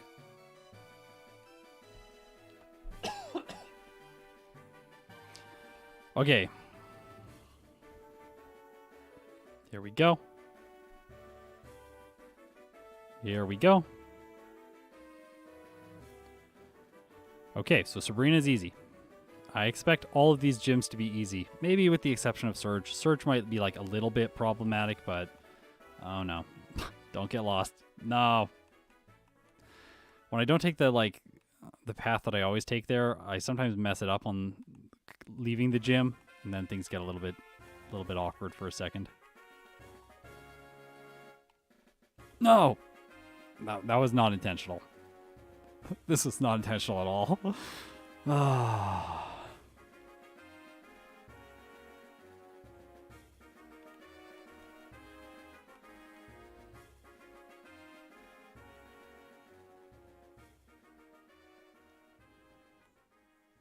I want to see how much Murkrow does against Red's Pikachu. Well, I will spoil that for you. Well, no, I won't. I won't. You'll see. It's going to be fun, right? It's going to be so fun.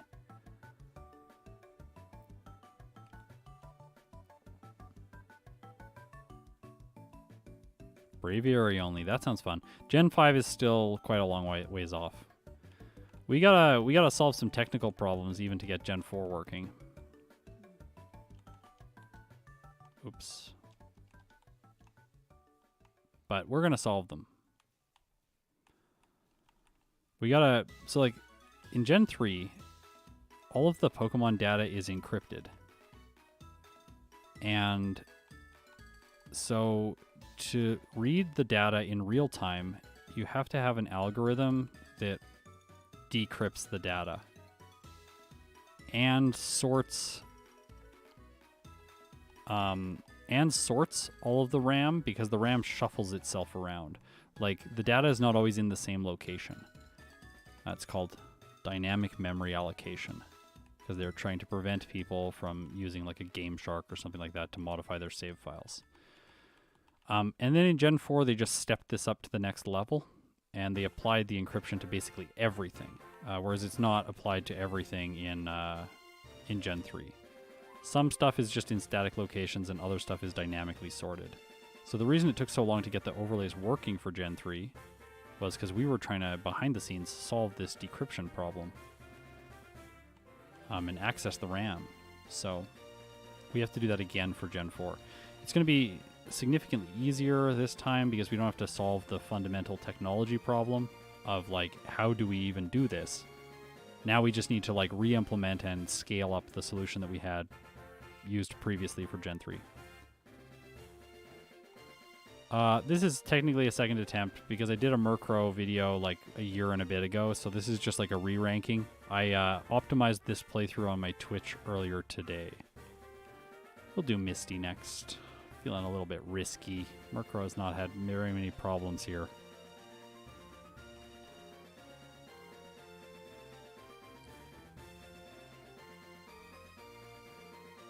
But sounds like a pain to actually do. It was a pain to actually do. And the moment we got it, so game time is something that's dynamically allocated. It like moves around. And the moment that we got it and I saw the game time perfectly tracked, I was just like, yeah. Like, I have never felt so good because we had been talking about it for like maybe 4 months, 5 months at that point. And then the moment when we solved it, it was just like this huge relief. It felt so good.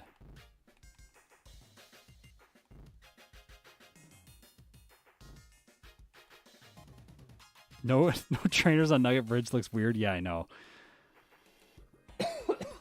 There's like no trainers anywhere in Kanto in this game. It's so weird.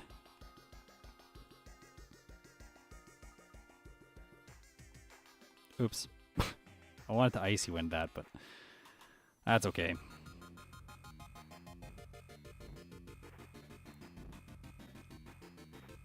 Gen 6. So Gen 6 got me back into Pokemon, so I love it for that. But I find that Gen 6 has very little replayability. Like, when I go back to play Gen 6 again, I get bored very quickly. Just like, well, like, this is not that engaging. Misty. Sup? I am gonna heal. No, that's the wrong choice. I definitely want to fly. It's only one click to fly when you fight Misty after doing the plot.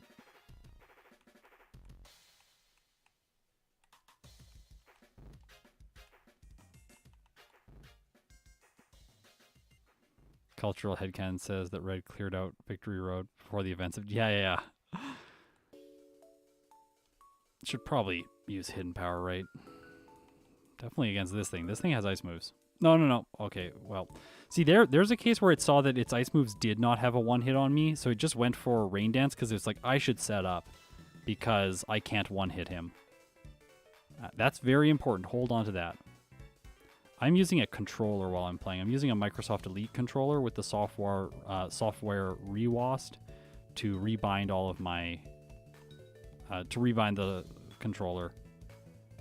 And I use the paddles primarily when I'm playing because I basically set up a setup for my controller where it evenly distributes the load of playing across all of my fingers so that I don't get repeated strain injury because I've had it before and it's awful. And I play a lot, so yep. As a Canadian, do you watch hockey? No. I watch GSL. It's a StarCraft tournament. Or ASL, both of those. They're good. Very good. That's my sport of choice, if you will. I use the D-pad. Joysticks are way too inaccurate for a game like this. Okay, please. Please. Okay, good. It's like, do not want to get hit by a Zap Cannon.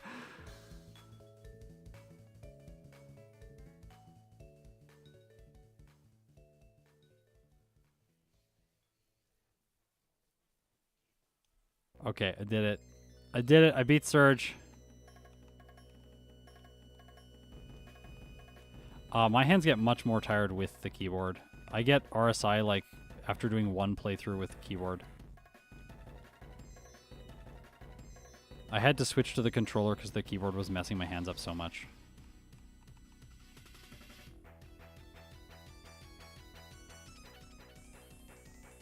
Okay.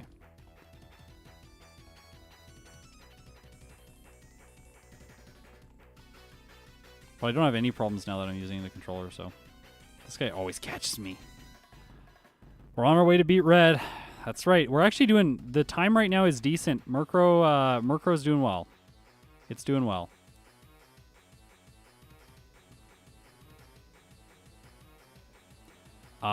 Is it faster to catch Snorlax or run from it?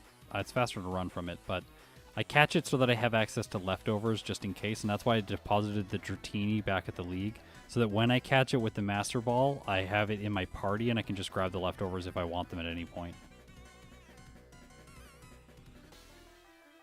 Murkrow's first attempt was when I played the game on 3 times speed, and it was like 3 hours and 30 minutes or something like that. So now that I'm on 4 times speed, it's hard to make a comparison between the 2 times, but like it's obviously going to be much faster. And I didn't record game time back then, so we don't really get an accurate sense of what the time should be. Obviously, I should have just used Hidden Power Electric there, but you know, I make mistakes. The game goes very fast at this speed. I'm always wondering, like, would I get better times overall if instead of just making decisions like split second and just kind of like going intuitively, or would it be better to like take an extra second every now and then to like really carefully think through my moves? And I'm not sure. In some cases, I think carefully thinking through will make more of a difference, like when the Pokemon is very tactical. Like it has to do a lot of setup moves and stuff like that, but yeah. Yeah, like, again, like, controllers help unless you have thumb problems. Yeah, but, like, I'm using the paddles. So, like, my paddles are doing a lot of the work for me, and the paddles are on the other fingers. So, like, my thumbs are not actually doing that much all the time. Again, I said, like, I tried to, like, spread out the load between all my fingers. It's kind of like following the logic of the core, which was, again, a StarCraft hotkey setup that I used back in the day. I have no...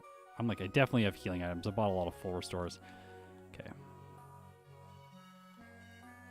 Here we go. Blaine. I don't have anything that's really good against him. I'm going to hit this thing with Mud Slap because it will two-shot it. Then after that, I'll do Return. Also, I just want to be really careful. Like, controllers have helped. Sorry, we're just going to take a small pause.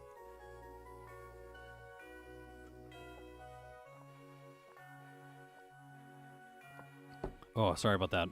Okay, I'm back. I did not die.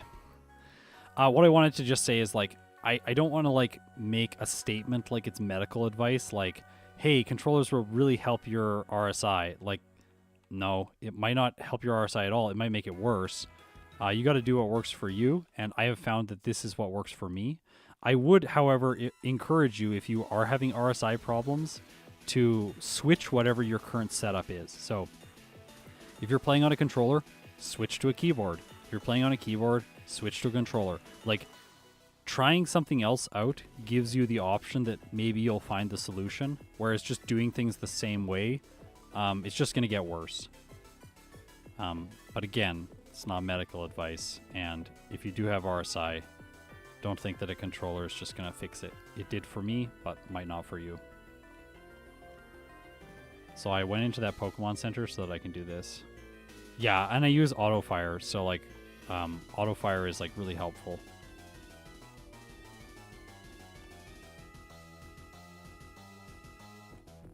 Okay, I forgot what my moveset's supposed to be here. 1 second.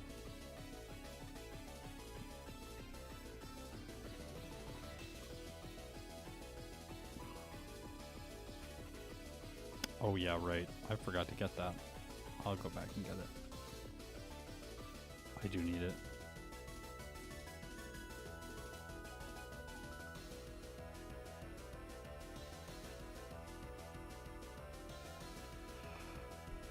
Okay, we gotta get one more item.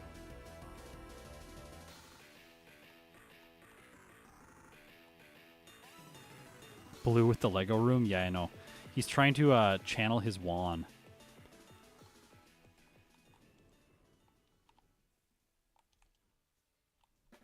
Steel Wing.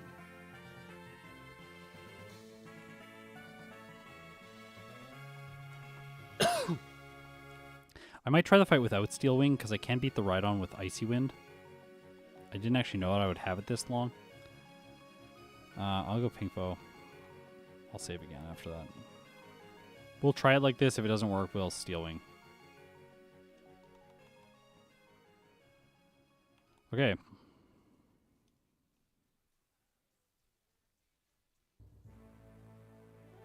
Let's go. Bye-bye. It really frustrates me that there's no names on the Pokemon over on the side. I'm going to fix that as soon as we get off stream. It's so frustrating.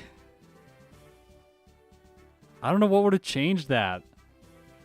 I hope I didn't film like a big video without those names. If I do, I'll have to put it in the script because we're not manually adding those. That will take like 15 hours to get. Oh no.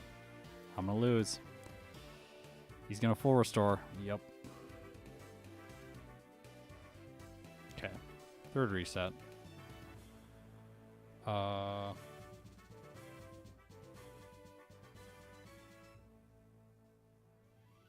could do rest in the place of Icy Wind, but then I don't have a solution for the Rhydon.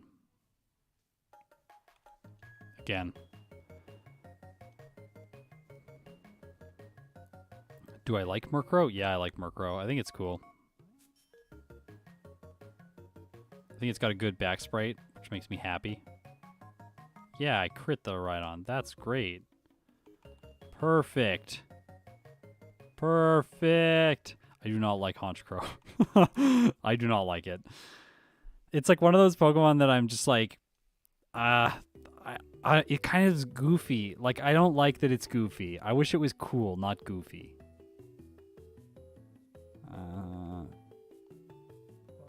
Return has more effective power and it has more accuracy. So, okay, we beat Blue. We're level 70. This is what we need. We're gonna go and beat Red now. Gotta talk to Professor Oak first.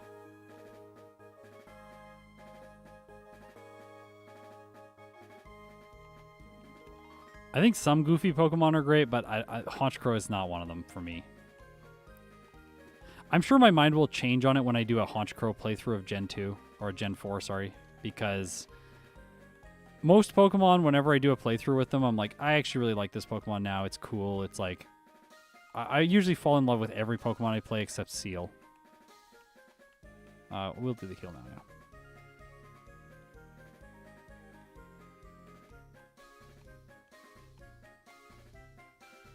Okay, I'm excited to show you all this red fight. And if you think, why do you not like Seal? After the playthrough it gave me in yellow, yeah, I can never like it now. My least favorite Pokemon. That was sloppy. I should have just gone in the door and then done the repel. It's okay. There's no time to think. Once you've already made a mistake, you have to like commit to it. Oh, thank you so much. Slap the guy red. Okay. All right, so here we go. This is Red. We have to teach Rest now. Over Icy Wind. And this is why I invested all my PP ups in Mud Slap. Oops, I should have done the rare candies first. 7. Pause. Pause!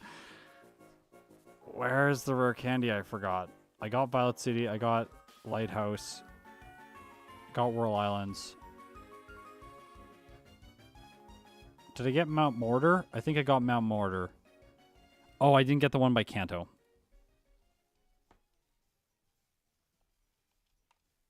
This is why we have escape ropes, because they allow me to fix mistakes very quickly.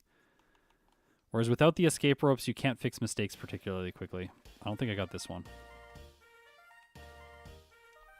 Maybe I did get this one. Now that I'm here, I'm like, I think I got this one. Oh, I did get this one. Which one did I forget? Did I forget the one on Cinnabar Island? Hopefully I forgot the one on Cinnabar Island. No, I got the one on Cinnabar Island.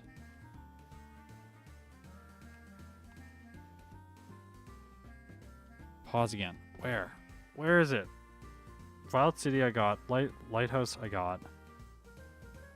Oh no, I didn't get south of Goldenrod City. That's the one I missed.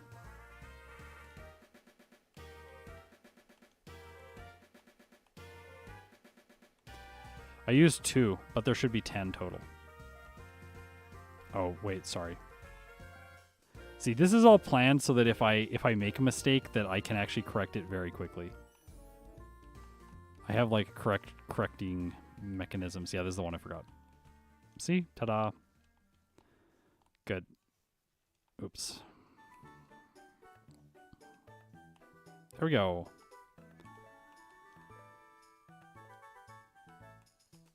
Oh, darn.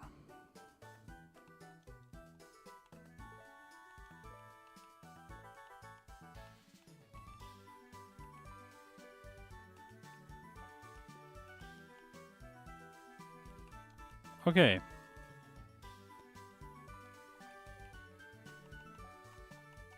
It's like I need 8 rare candies. I need level 78 for this fight.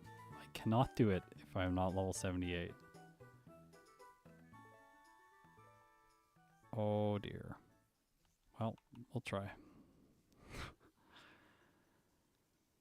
Okay. Are you ready for resets? You better be ready for resets, because here they come. So, return on Pikachu. It is a 1-hit. Oh, I forgot an item. I need this item. I can still maybe win. Probably not. Yeah, I lose. Okay, reset. So, I have to be able to 2-shot the Blastoise. It is absolutely pivotal that I 2-shot the Blastoise, and I need to have the magnet to do that. Okay, so, here we go. I will always 1-shot and outspeed the Pikachu, so I can take it out with return. On Blastoise, it knows that my health is full, so it will set up Rain Dance first turn, and then I can knock it out over 2 hits with Hidden Power Electric. Snorlax is now the hardest part of the fight, and I have to use Mud Slap here. It's always going to Amnesia first turn because of my health, and then I want to Mud Slap 6 times to completely trash its accuracy, which is why I've used these PP ups. Now, okay, so this is why I have Rest, is so I can heal and go into the rest of the fight with full health. Because now with bad accuracy, it's hopefully just going to miss a lot, and then eventually I'll knock it out. So yeah, I'll knock it out here. Okay, so I got the Snorlax. Now it's Charizard next. Hidden Power twice on this thing. I have to survive a hit, so if it crits, I'll probably lose. It does not crit. Next is Venusaur. It is going to go for a Solar Beam, so I can choose to Mud Slap here. I'll just tank that Solar Beam. It shouldn't knock me out. Okay. Last is Espeon. I'm going to heal because the only move it can use against me is Swift, which is not very good. And then I'll knock it out. We'll beat Red. Hey, only 1 reset on Red, and it's because of player error. That is amazing. I was for sure that the Snorlax was going to knock me out a couple times. That's amazing. Wow. Okay, good job, Murkrow. When I did testing for this, I was really not confident against Red, because you have to, while you're setting up the Mud Slap against the Snorlax, you get 2 in before it starts attacking you, but even then it can knock you out. Wow, so like this is a good performance. So Murkrow finished the game with in a time of 1 hour, 44 minutes, and 14 seconds with 4 resets, and it finished the game at level 78. Okay.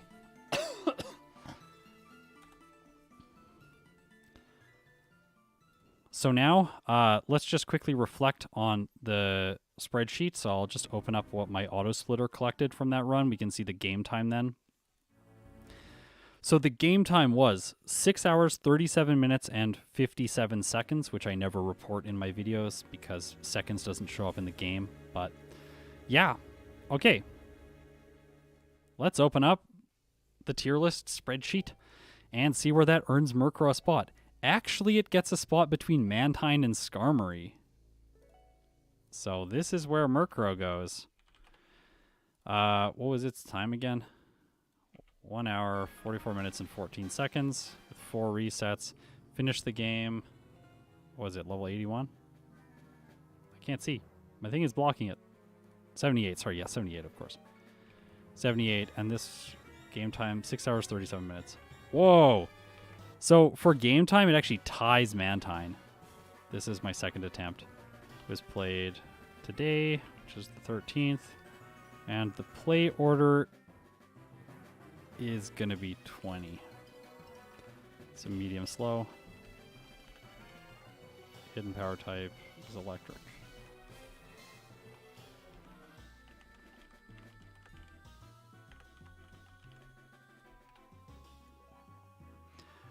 Okay.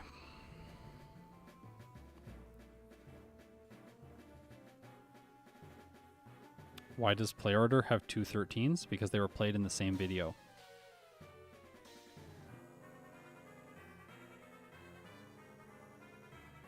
So those ones were played alternating back and forth over like basically the same period of time. So I just enter them at the same play order because they're basically played simultaneously. Like it was first two playthroughs, then I optimized both, then second two playthroughs with both. Whereas like with other ones, when the play order is different, it'll be like I do both playthroughs of one Pokemon, optimize and finish the video, then I move on to the next one. So I take all that experience with me to the next one. So Murkrow is actually pretty good. Like, if it was paired with a Pokemon, it probably should be paired with like Misdreavus, maybe Gligar. Like it's one of these single stage Pokemon. It's way better than both of those two Pokemon. So, yeah.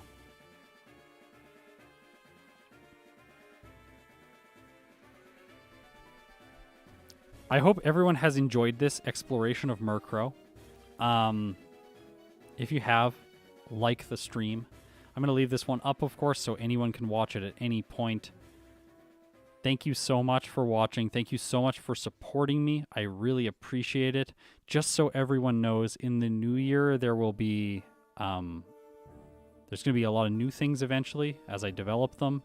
There's going to be... We're going back to weekly content, but I'm also going to be producing more content exclusively for Patreon. So if you support me over there, you're going to get some exclusive stuff, which is going to be really exciting, as well as exclusive for YouTube members. So yeah. I hope that's going to be awesome, because I really want to say thanks to everyone who supports me. Update tomorrow is going to be a Chimecho playthrough of Pokemon Emerald. And then on Thursday, we're going to be doing the last stream of the year, which is going to be a playthrough of Pokemon Yellow with Drowsy so that we can re-rank it. Yeah, and then there'll be weekly content coming until December 24th. So, yeah. There's still lots of daily videos. I hope you're enjoying them. If you've made it this far, you're incredible. I'll see you in my next video.